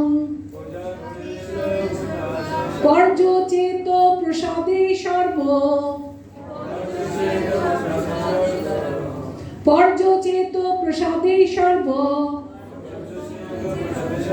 দুঃখানাং হানির্ষোপাজায়তে, প্রসন্ন চেতসো আশু বুদ্ধিবতিষ্ঠাতে। চিন্ময় নাই অধিষ্ঠিত হওয়ার ফলে তখন আর জড় জগতের ত্রিতাপ দুঃখ থাকে না। এভাবে প্রসন্নাত্মা লাভ করার ফলে বুদ্ধি শীঘ্রই স্থির হয়। যখন আপনার বুদ্ধি স্থির হবে, তখন বহির জগতের ত্রিতাপ ক্লেশ আপনাকে আর স্পর্শ করতে পারবে না। এরপর 66 নম্বর শ্লোক, এখানে শান্তির সূত্র বলা হয়েছে যে কিভাবে শান্তি পাওয়া যাবে। কৃষ্ণ ভাবনামৃত হচ্ছে একটি স্বয়ং প্রকাশিত শান্তিপূর্ণ পরিবেশ, যা শ্রীকৃষ্ণের সঙ্গে একমাত্র সম্পর্ক গড়ে তোলার মাধ্যমেই লাভ করা যায়। দেখুন, আমরা এখন সেই শান্তি সূত্রটা পড়ব। এই শান্তি সূত্রটা কি? সূত্রটা কি? দেখুন কি বলছে। নাস্তির বুদ্ধির যুক্তস্য, নাস্তির বুদ্ধির যুক্তস্য, নচা যুক্তস্য ভাবনা,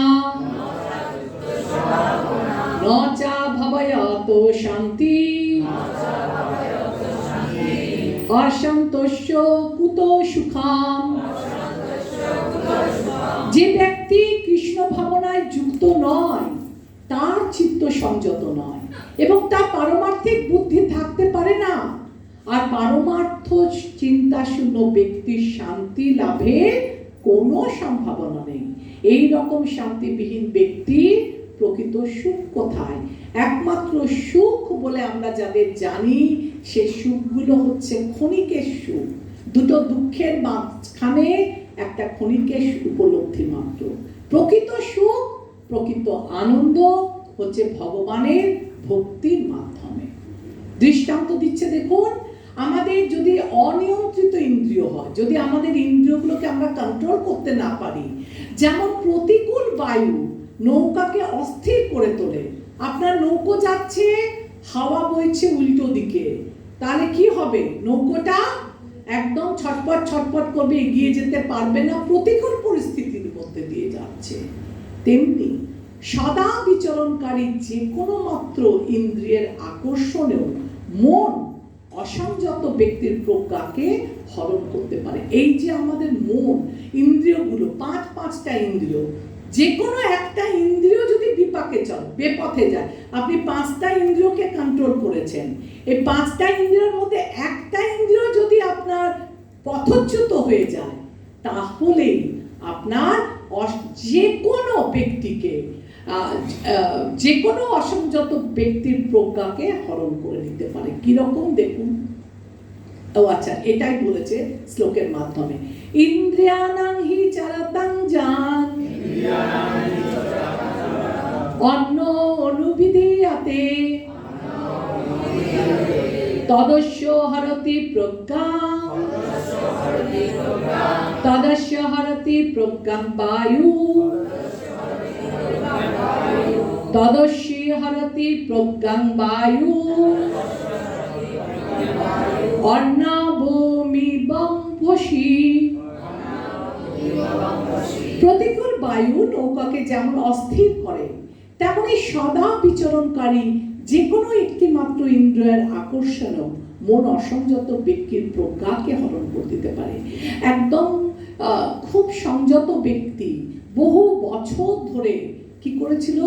সমুদ্রের তলায় জলে তপস্যা করেছিল। কে? সৌবরী।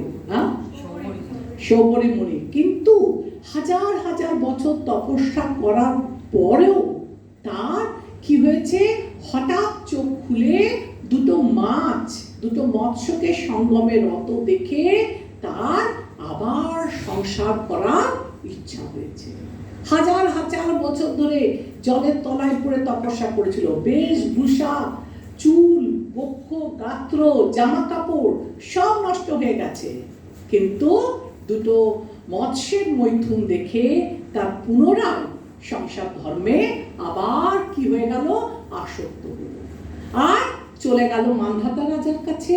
তার 50টি কন্যা ছিল, যে কোনো একটিকে কন্যাকে প্রার্থনা করলেন, কিন্তু তার চেহারা বেশভূষা দেখে রাজা ইতস্তত করছিলেন। আর ইনি ছিলেন কি? যোগী। তিনি বুঝতে পারলেন তার মনের কথা, নিজের দেহকে তার যোগ বলের মাধ্যমে এক সুদর্শন যুবকের সৃষ্টি করলেন এবং অন্দরমহলে তার 50টা কন্যার কাছে তিনি নিজেকে জিজ্ঞাসা করলেন, যে কোনো একজন, কেউ আমার পানি গ্রহণ করতে পারো, যে কেউ।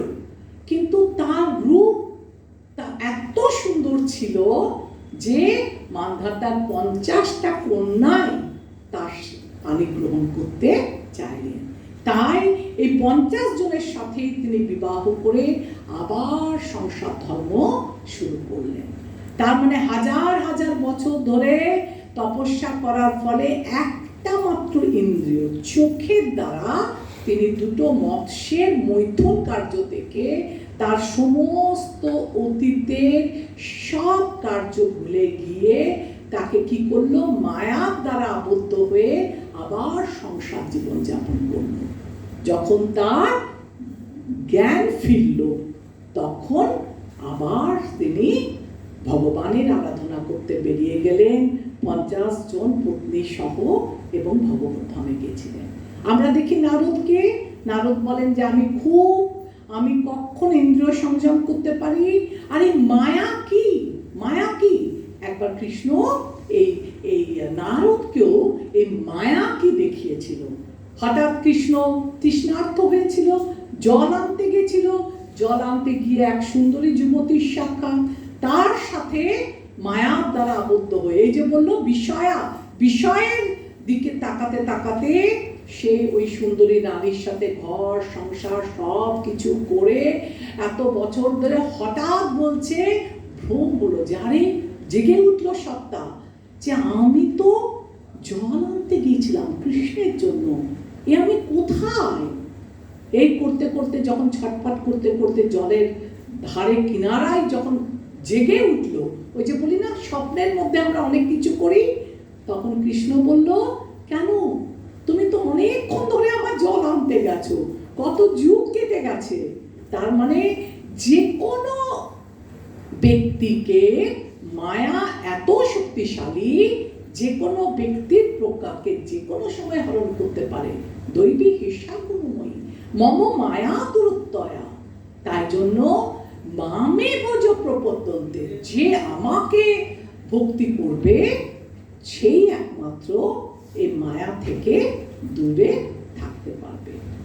আর এই যে আমরা ইন্দ্রিয় সংযম নিয়ে এতক্ষণ ধরে যে পড়াশোনা করছি, এই তাৎপর্যের মূল বিষয় হচ্ছে শত্রুদের দমন করার পন্থা, যে উচ্চতর শক্তি প্রয়োগ করতে হবে। ইন্দ্রিয় দমন করার পন্থা কি করে আমরা ইন্দ্রিয় দমন করব? না, ভগবানের সেবায় নিয়োজিত করে আমাদের ইন্দ্রিয়গুলোকে, তবেই আমরা কি করতে পারবো? ইন্দ্রিয়গুলোকে দমন করতে পারবো। কি বলছে? ইন্দ্রিয় সংযম যে স্থিত প্রজ্ঞতার সাধন লক্ষণ। এটি পূর্বে বর্ণিত হয়েছে, এখন তার উপসংহার হচ্ছে। সুতরাং হে মহাবাহ, যার ইন্দ্রিয়গুলি ইন্দ্রিয়ের বিষয় থেকে সর্বপ্রকারে নিবৃত্ত হয়েছে তিনি স্থিতিপ্রজ্ঞ। এত সব গল্প কাহিনী করে আবার ফিরে আসলেন যে স্থিতপ্রজ্ঞ ব্যক্তিকে, যিনি তার ইন্দ্রিয়গুলোকে সম্পূর্ণভাবে নিয়ন্ত্রণ করেছে। এই 68 নাম্বার শ্লোক থেকে কি বলছে? তস্মাৎ যস্য মহাবাহ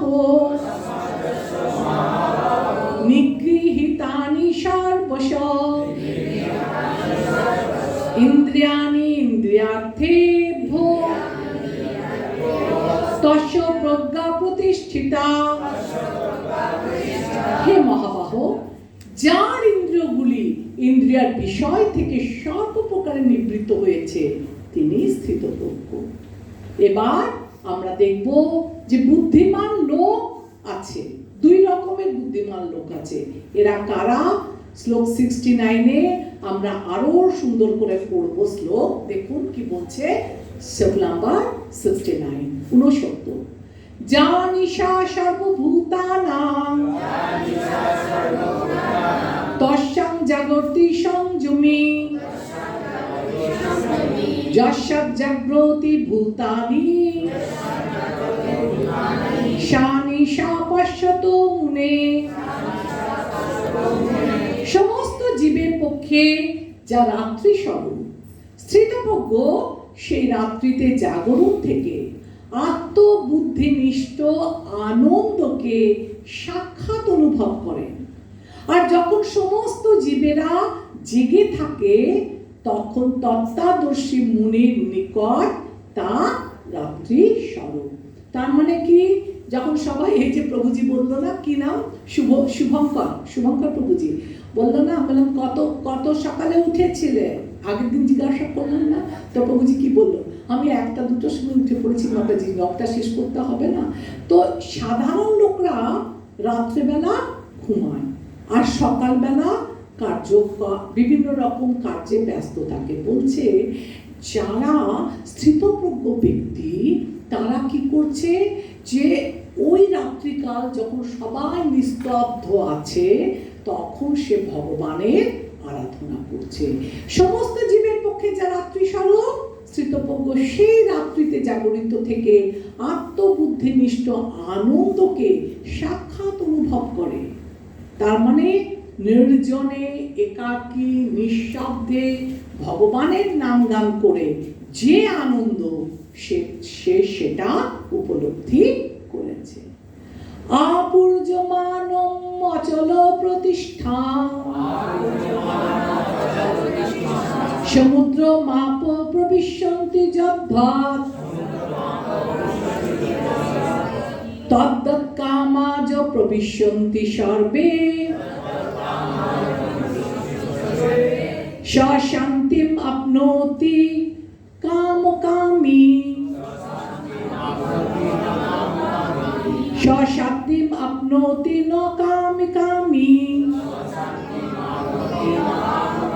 বিষয়কামী ব্যক্তি যখন শান্তি লাভ করে না, বিষয়কামী ব্যক্তি যারা বিষয় চাইছে তারা কখনো শান্তি পায় না। জলরাশি যেমন সদা পরিপূর্ণ এবং স্থির সমুদ্রে প্রবেশ করেও তাকে ক্ষোভিত করতে পারে না। কামসমূহ তেমন স্থিতপ্রজ্ঞ ব্যক্তিতে প্রবিষ্ট হয়েও তাকে বিক্ষুব্ধ করতে পারে না, অতএব তিনি শান্তি লাভ করেন। দেখুন, যারা বিষয়ের প্রতি ধাবিত তারা কি করে, যে কামের কোনো শেষ নেই। একটা আগুনে যদি আপনি ঘি ঢালেন তাহলে আগুনটা নিভবে, আগুনটা আরো দাও দাও করে জ্বলবে। তো কামের দ্বারা কখনো কাম উপশম হয় না। তেমনি বলছে যে একটা নদী বেয়ে চলে, ধেয়ে যায় কোথায়? সমুদ্রের দিকে। কিন্তু সমুদ্র তার জল রাশি নিয়ে সে যতই নদ নদী এসে তাতে প্রবেশ করুক না কেন, সেই সমুদ্র স্থির থাকে, সে উপচে পড়ে না, সে ঢেউ খেলে সে ক্ষোভিত হয় না।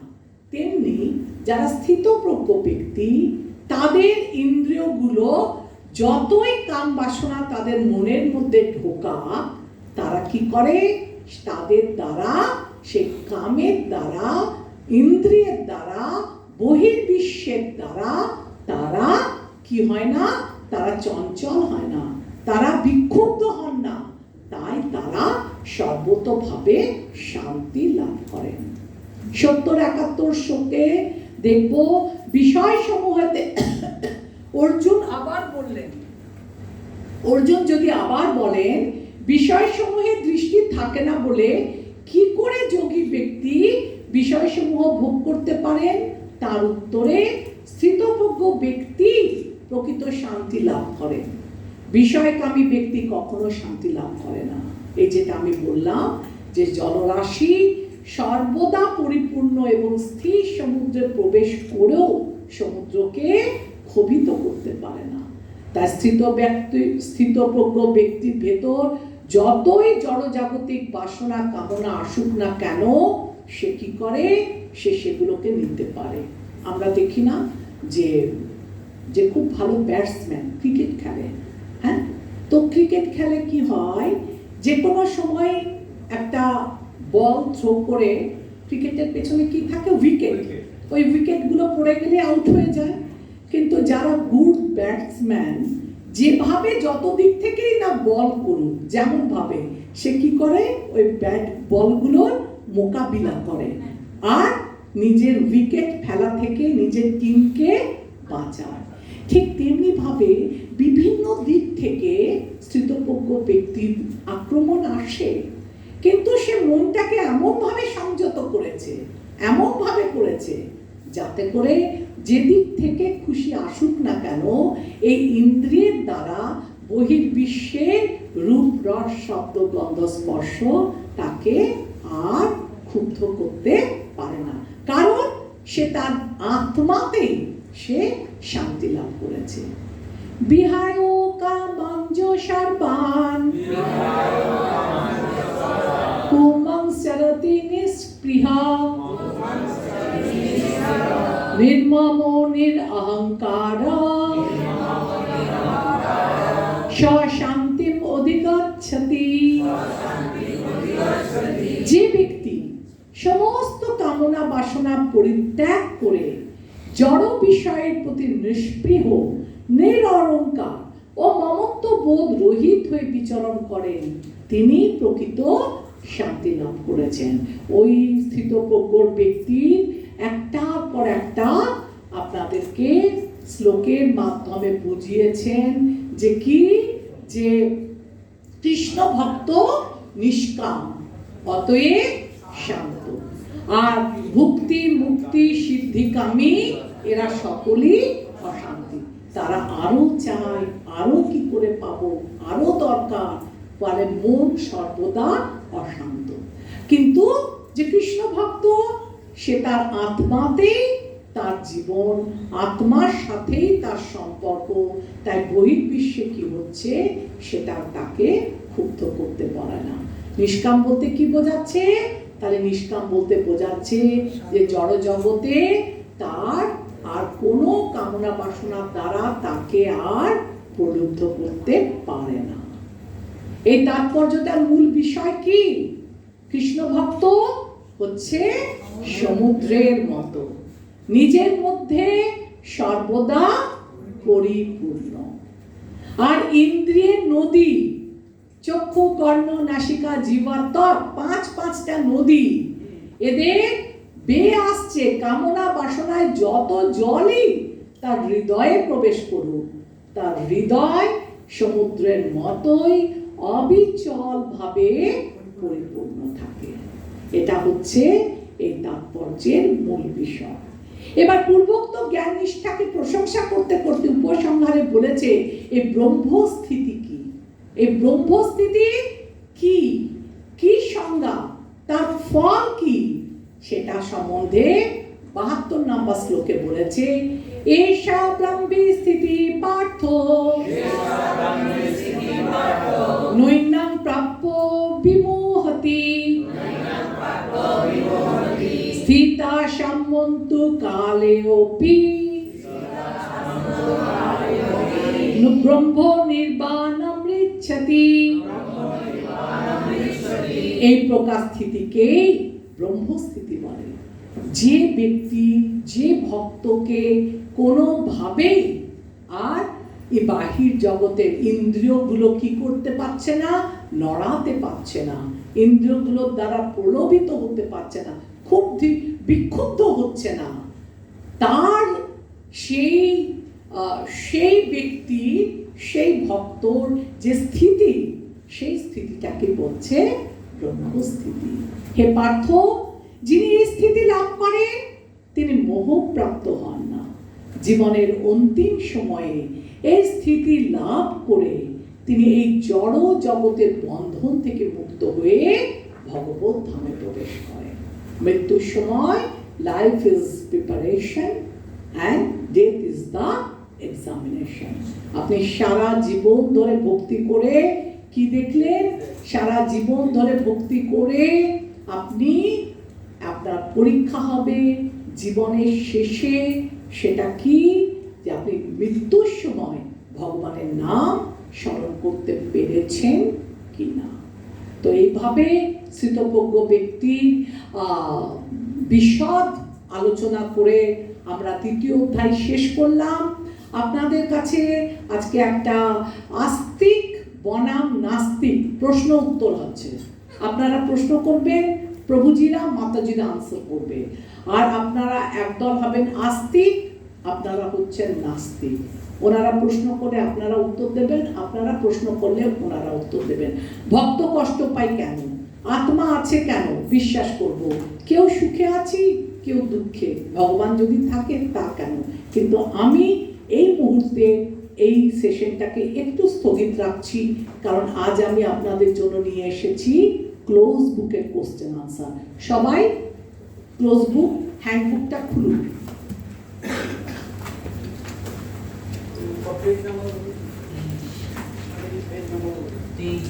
আপনাকে খুঁজে নিতে হবে পেজ নাম্বার।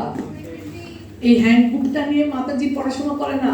এই হ্যান্ডবুকটা আপনাদের জন্য, আপনাদের সব পেজ নাম্বার মুখস্থ হয়ে যাওয়ার কথা। এই পেজে এত আছে, ওই পেজে ওটা। আর যার হ্যান্ড বইটা দেখবেন একটু ছিঁড়ে ছিঁড়ে গেছে, জানবেন সে বেশি পড়ছে। আর যার একদম নতুন আছে সে কিছুই পড়ছে না। তো বারবার খুলবেন, বারবার খুলবেন, পড়বেন, দেখবেন। পেজ নাম্বার আমায় জিজ্ঞাসা করতে হবে না। ঠিক আছে? সবাই রেডি ক্লোজ বুক নিয়ে? আচ্ছা, আপনারা বলবেন, এই জাস্ট একটা অ্যাভারেজ আনসার লেখা আছে, আপনাদের সাথে শেয়ার করছি। ঠিক আছে? আপনারা আপনাদের মতো প্রশ্ন উত্তর লিখবেন। আমি একটা অ্যাভারেজ প্রশ্ন উত্তর আপনাদের আজকে শেয়ার করলাম। কত কোশ্চেন নাম্বার?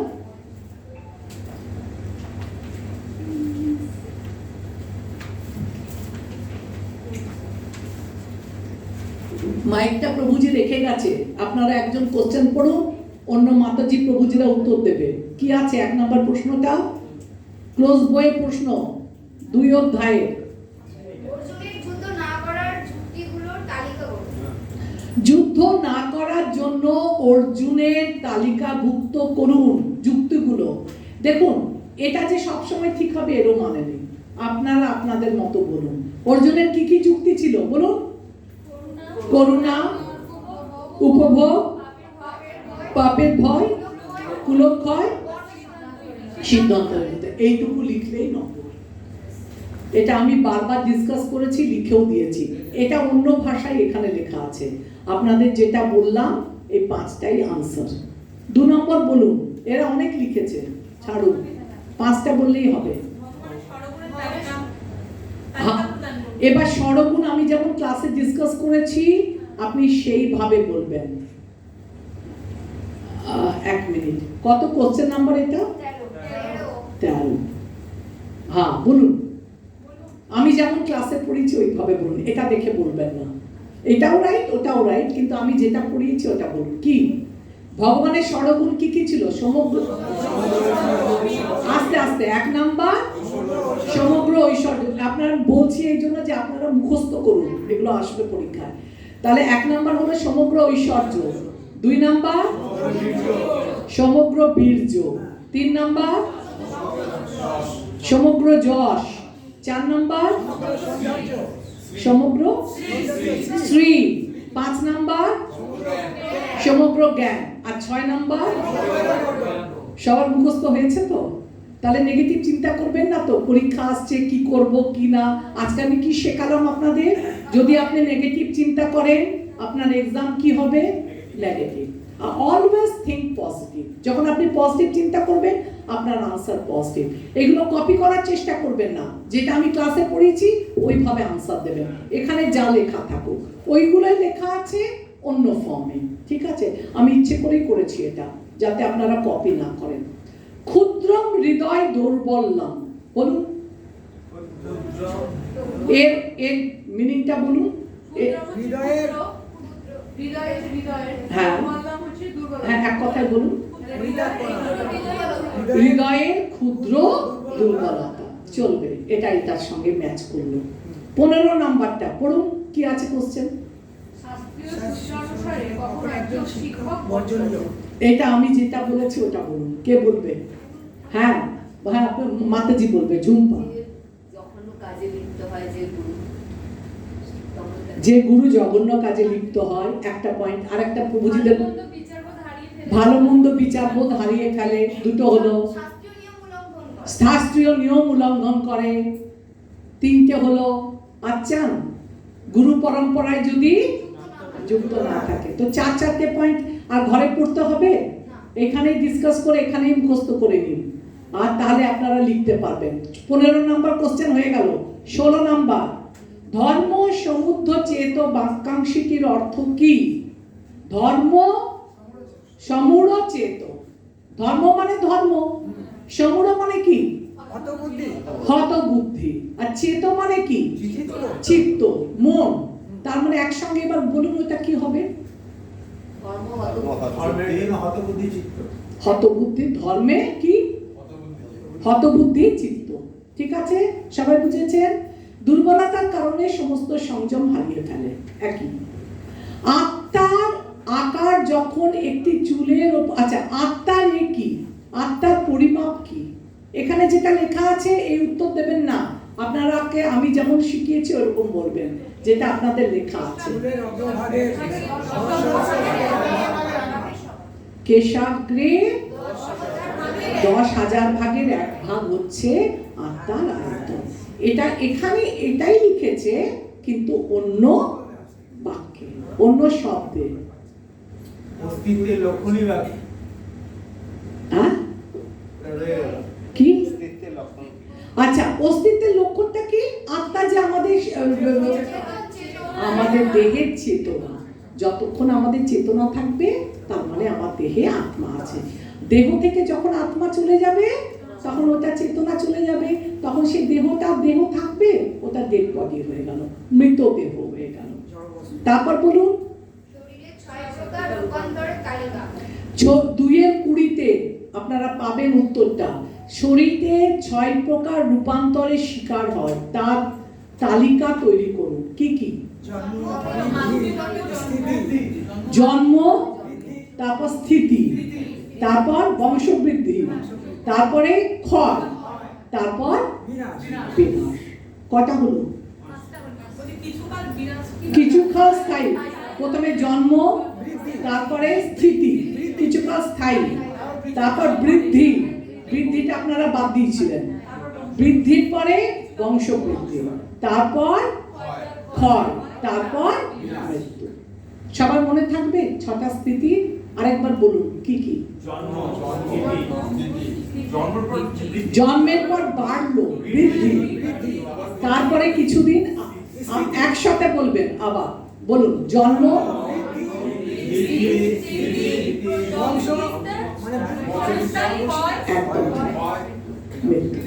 অনুআত্মা এবং বিভু আত্মা অর্থাৎ ক্ষুদ্র কণা। আচ্ছা, অনুআত্মা আর বিভু আত্মা কাকে বলে? একটু তাড়াতাড়ি বলুন, হ্যাঁ, আমাদের টাইমের মধ্যে সব শেষ করতে হবে। বলুন। ঠিক আছে। কেন যজ্ঞে পশু হত্যাকে হিংস্রতা হিসাবে বিবেচনা করা হয় না? পশু হত্যা করছে আর আমরা ওটাকে নিচ্ছি না, ওটা হিংস্র কাজ নয়। কেন নয়? পরিবর্তিত হচ্ছে। ব্রাহ্মণরা মন্ত্র উচ্চারণের সাথে সাথে বয়স্ক কোনো গাভীকে, কিংবা ওই গাভীটা হয়তো অনেক জন্মের পর মনুষ্য ধর্ম পেত, কিন্তু মন্ত্রপুত করে তাকে সাথে সাথে মনুষ্য জন্মে ত্বরান্বিত করলাম। এছাড়া একটা ক্ষত্রিয় উদাহরণ দিই, এটা ব্রাহ্মণের উদাহরণ দিলেন। ক্ষত্রিয়র উদাহরণ, ক্ষত্রিয়দের এরকম থাকতো না যে একটা সার্টেন এজের পর একটা বাঘের সঙ্গে ওকে যুদ্ধ করতে হতো, এটা ক্ষত্রিয় নিয়ম। আর তারপরে সে বাঘটাকে যখন দ্বন্দ্বযুদ্ধে পরাজয় করত, তখন খুব সুন্দর রাজকীয় ভাবে তাকে সম্মানিত করা হতো। আর এটা আপনাদের বইয়ে খুব সুন্দর আছে, দেখবেন, একদম পড়বেন। কেন যজ্ঞে পশু হত্যা? এই 2:31 এর আনসারটা এই যে, ক্ষত্রিয়রা বনে হত্যার জন্য প্রশিক্ষণ দেওয়া হয়।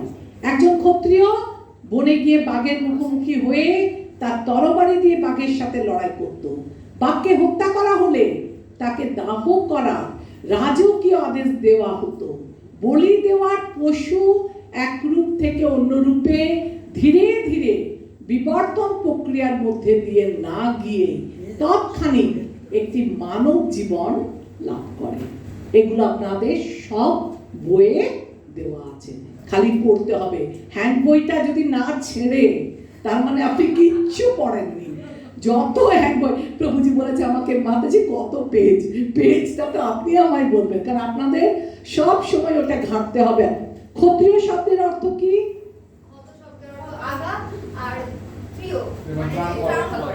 তার মানে কি হলো?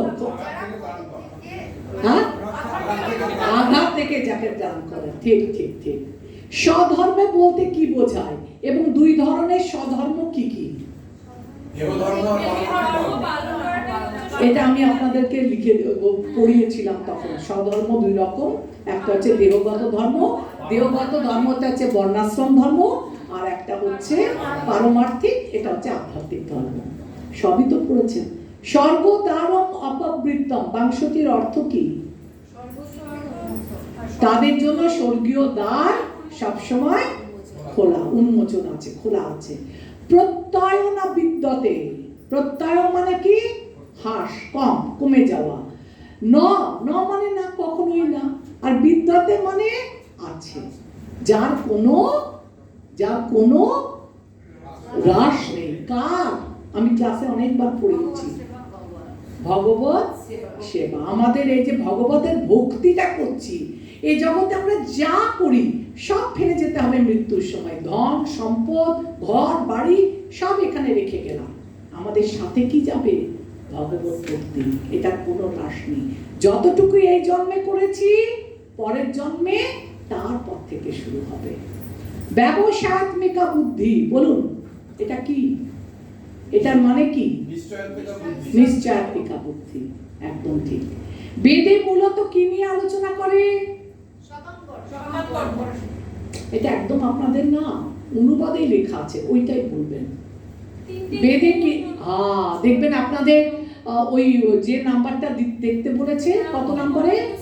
বেদে সাধারণত একদম ডাইরেক্ট আনসার, একদম বইয়ের যে অনুবাদ, বেদে সাধারণত, বলুন কি উত্তরটা? বাস, এটা বেদে মূলত কি নিয়ে আলোচনা করে? বেদে মূলত জড় প্রকৃতির 3টি গুণ নিয়ে আলোচনা করা হয়। বৈদিক সংস্কৃতির উদ্দেশ্য কি? ভগবানের সেবা। ভগবান, সমস্ত বেদের একটাই উদ্দেশ্য, সেটা হচ্ছে বিষ্ণুকে জানা। ঠিক আছে, আর সেটা জেনে কি করতে হবে? ভগবানের পবিত্র নাম জপ করা। এগুলো নিজেদের ভাষায় লিখবেন। এটা কি হলো? উপদেশ আমি তো খুলে গেল।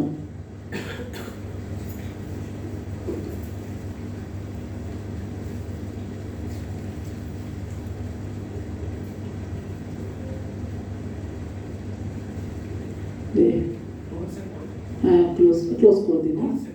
Don't save. আচ্ছা, চলো, ঠিক আছে। পরম দৃষ্টা নিবর্তাতে। পরম মানে কি? আজকেই পড়িয়েছি না? পরম দৃষ্টা নিবর্তাতে। পরম মানে উন্নত জিনিস। এই যে বিস্কিটটা বাচ্চাটা ফেলে দিল, আর মা ওকে কি দিল? একটা ক্যাডবেরি দিল। তো পরম মানে উন্নত জিনিস। দৃষ্টি মানে অভিজ্ঞতার মাধ্যমে। নিবর্তন্তে মানে থেমে যায়। নিম্ন রুচি থেকে বিরত হয়ে অনেক উন্নত জিনিস অনুভব করে। তার মানে কি? এই ভাষা আপনারা লিখবেন না, নিজের ভাষায় লিখবেন। পরম দৃষ্টা নিবর্ততে মানে যখন উচ্চতর স্বাদ রস আস্বাদন করে, তখন তারা কি করে? নিম্ন স্বাদগুলোকে আর মনে রাখে না। এটাকে নিজের ভাষায় আপনারা লিখে দেবেন। মতপরম। মতপরম উদাহরণ কি? কে? এই যে এত পড়ালাম, এতক্ষণ ধরে লম্বা শ্লোক এতে অম্বরীশ মহারাজ। ঠিক আছে। আর ইংরেজি বা সংস্কৃত ভাষায় আধ্যাত্মিক পতনের 8টি স্তর তালিকা তৈরি করুন। আমি উত্তরটা দেখাবো না, এত পড়িয়েছি। বলুন, 1 নাম্বারটা কি ছিল? বিষয় চিন্তা। 2 নাম্বার আসক্তি। 3 নাম্বার কাম। 4 নাম্বার ক্রোধ। 5 নাম্বার সম্মোহ। 6 নাম্বার স্মৃতি বিভ্রম। 7 নাম্বার বুদ্ধিনাশ। আর বুদ্ধিনাশ হলে কি হয়ে গেল? ভালো মুখস্থ করেছেন। চার্ট করে দিয়েছি না? ওই চার্ট করে দিলে জপ জপ করে মুখস্থ হয়ে যায়। ব্রহ্ম নির্বাণম আচ্ছতি। আপনারা কিন্তু এইভাবে গুছিয়ে লেখার দরকার নেই। আপনারা যেমন আমি চার্টটা করেছি ওইভাবে লিখে দেবেন। বাস 8টা পয়েন্ট। ব্রহ্ম নির্বাণম আচ্ছতি বাক্যাংশটির অর্থ কি? জড়বন্ধন থেকে মুক্ত হয়ে চিন্ময় স্তর। একদম ঠিক কথা। যে জড়বন্ধন থেকে মুক্ত হয়ে আধ্যাত্মিক পাওয়া। আর এটা হচ্ছে এটা ওইটা তো 3rd চ্যাপ্টার চলে গেল। এটা এখন আমরা আসিনি। ঠিক আছে, তো আমার হাতে এখনো 5 মিনিট আছে। অন্তত আপনাদেরকে একটা বলতেই হবে। আমি ওটা কি? ও 27 কি? ও সরি কি ছিল? 27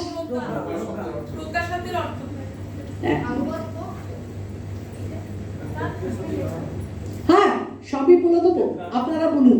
চলুন 27 নাম্বার বলুন।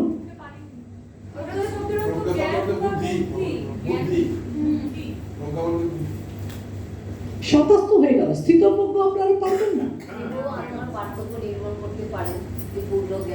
হ্যাঁ, যিনি স্থির কৃষ্ণ ভাবনায় অবস্থিত। স্থিতপ্রজ্ঞ অশ্ব শব্দটির অর্থ কি? পরম দৃষ্টা নিবর্তাতে। এটা বলিনি? 27-28 বৈদিক সংস্কৃতির। অ্যাকচুয়ালি আমার মনে হয় আমার সিরিয়ালটা আপনাদের সিরিয়ালটা আলাদা আছে। 87 কি আছে? হ্যাঁ, প্রজ্ঞা শব্দের অর্থটা কি বলুন? আর 28 কি আছে? আরে কি ব্যতীত? পড়ালাম না আজকে? বলুন আপনারা আনসারটা। যে মূর্খ, সে যতক্ষণ অবধি মুখ না খুলবে ততক্ষণ অবধি তাকে কেউ চিনতে পারবে না। যেই মুখ খুলবে তাহলে কি হবে? ওখানে কথা। যতক্ষণ অবধি সে কথা না বলবে তাকে কেউ চিনতে পারবে না। দাঁড়ান, এখানে থাকার কথা না, যেটা বলেছে ওটাই বলবেন। ওখানে লিখে দিয়েছে না? 1 নম্বর শ্লোক থেকে আপনাকে আনসার দিতে হবে। এখানে অতিরঞ্জিত করার কিচ্ছু নেই, টু দি পয়েন্টে লিখবেন একদম। ঠিক আছে? আচ্ছা, আমরা শেষ অংশটা শেষ করে দিই না? আমার তো ক্লাস হয়ে গেছে। আমি লাস্টের শুধু একটা, আপনাদের মধ্যে একজন প্রশ্ন একজন উত্তর। আমি তো একটা প্রশ্ন বলেই দিলাম, আবার খোলা যায় না কেন? দাঁড়ান 1 মিনিট, এটা বন্ধ করি। কোশ্চেন আনসার আপনাদের সবার বুঝতে পেরেছেন তো? অসুবিধা হয়নি তো? এটা অসুবিধা হওয়ার কথা না। কত শ্লোক নাম্বার 54? হ্যাঁ বলুন, মাতাজিরা হচ্ছে নাস্তিক না আস্তিক? না, আস্তে করে নি, আস্তে করে নি। কেন আস্তিক করবো কেন? নাস্তিকের ওপর কি ভালো ভালো পয়েন্ট বলেছে লোকে, বলুন। হ্যাঁ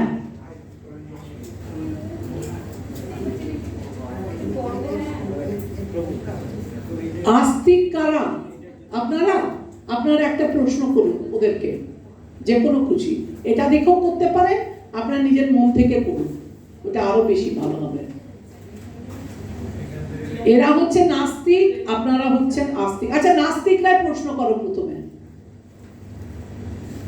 আমরা আগে করবো? হ্যাঁ একটা অন্তত হোক, 5 মিনিট আছে, এগুলোতে বেশি সময় লাগে না। এত কৃষ্ণ কৃষ্ণ করার কি আছে? এত ভক্তি করে দিলাম, ভক্তি করলে আমাদের কি কি দরকার? তার থেকে তো আমরা যে সাধারণ ভক্তি না করেও তো ভালো থাকা যায়, সবাই খাচ্ছে করছে, বাইক নিয়ে ঘুরে বেড়াচ্ছে, তো আমরা কেন কৃষ্ণ ভক্তি করবো? কেনই বা করবো? কি লাভ? একদম ঠিক, বলুন উত্তর দিন। আপনারা ভাববেন না যে আমি এমনি এমনি আপনাদের উত্তর দিচ্ছি, এমনি এমনি বলছি। আপনারা কি জানেন 5 নাম্বার আছে আমার হাতে, আপনারা যেমন ভাবে বলবেন ক্লাসে, ওটা অ্যাটেন্ডেন্স, ক্লাসের উপস্থাপন, সবকিছুর মার্কস আছে।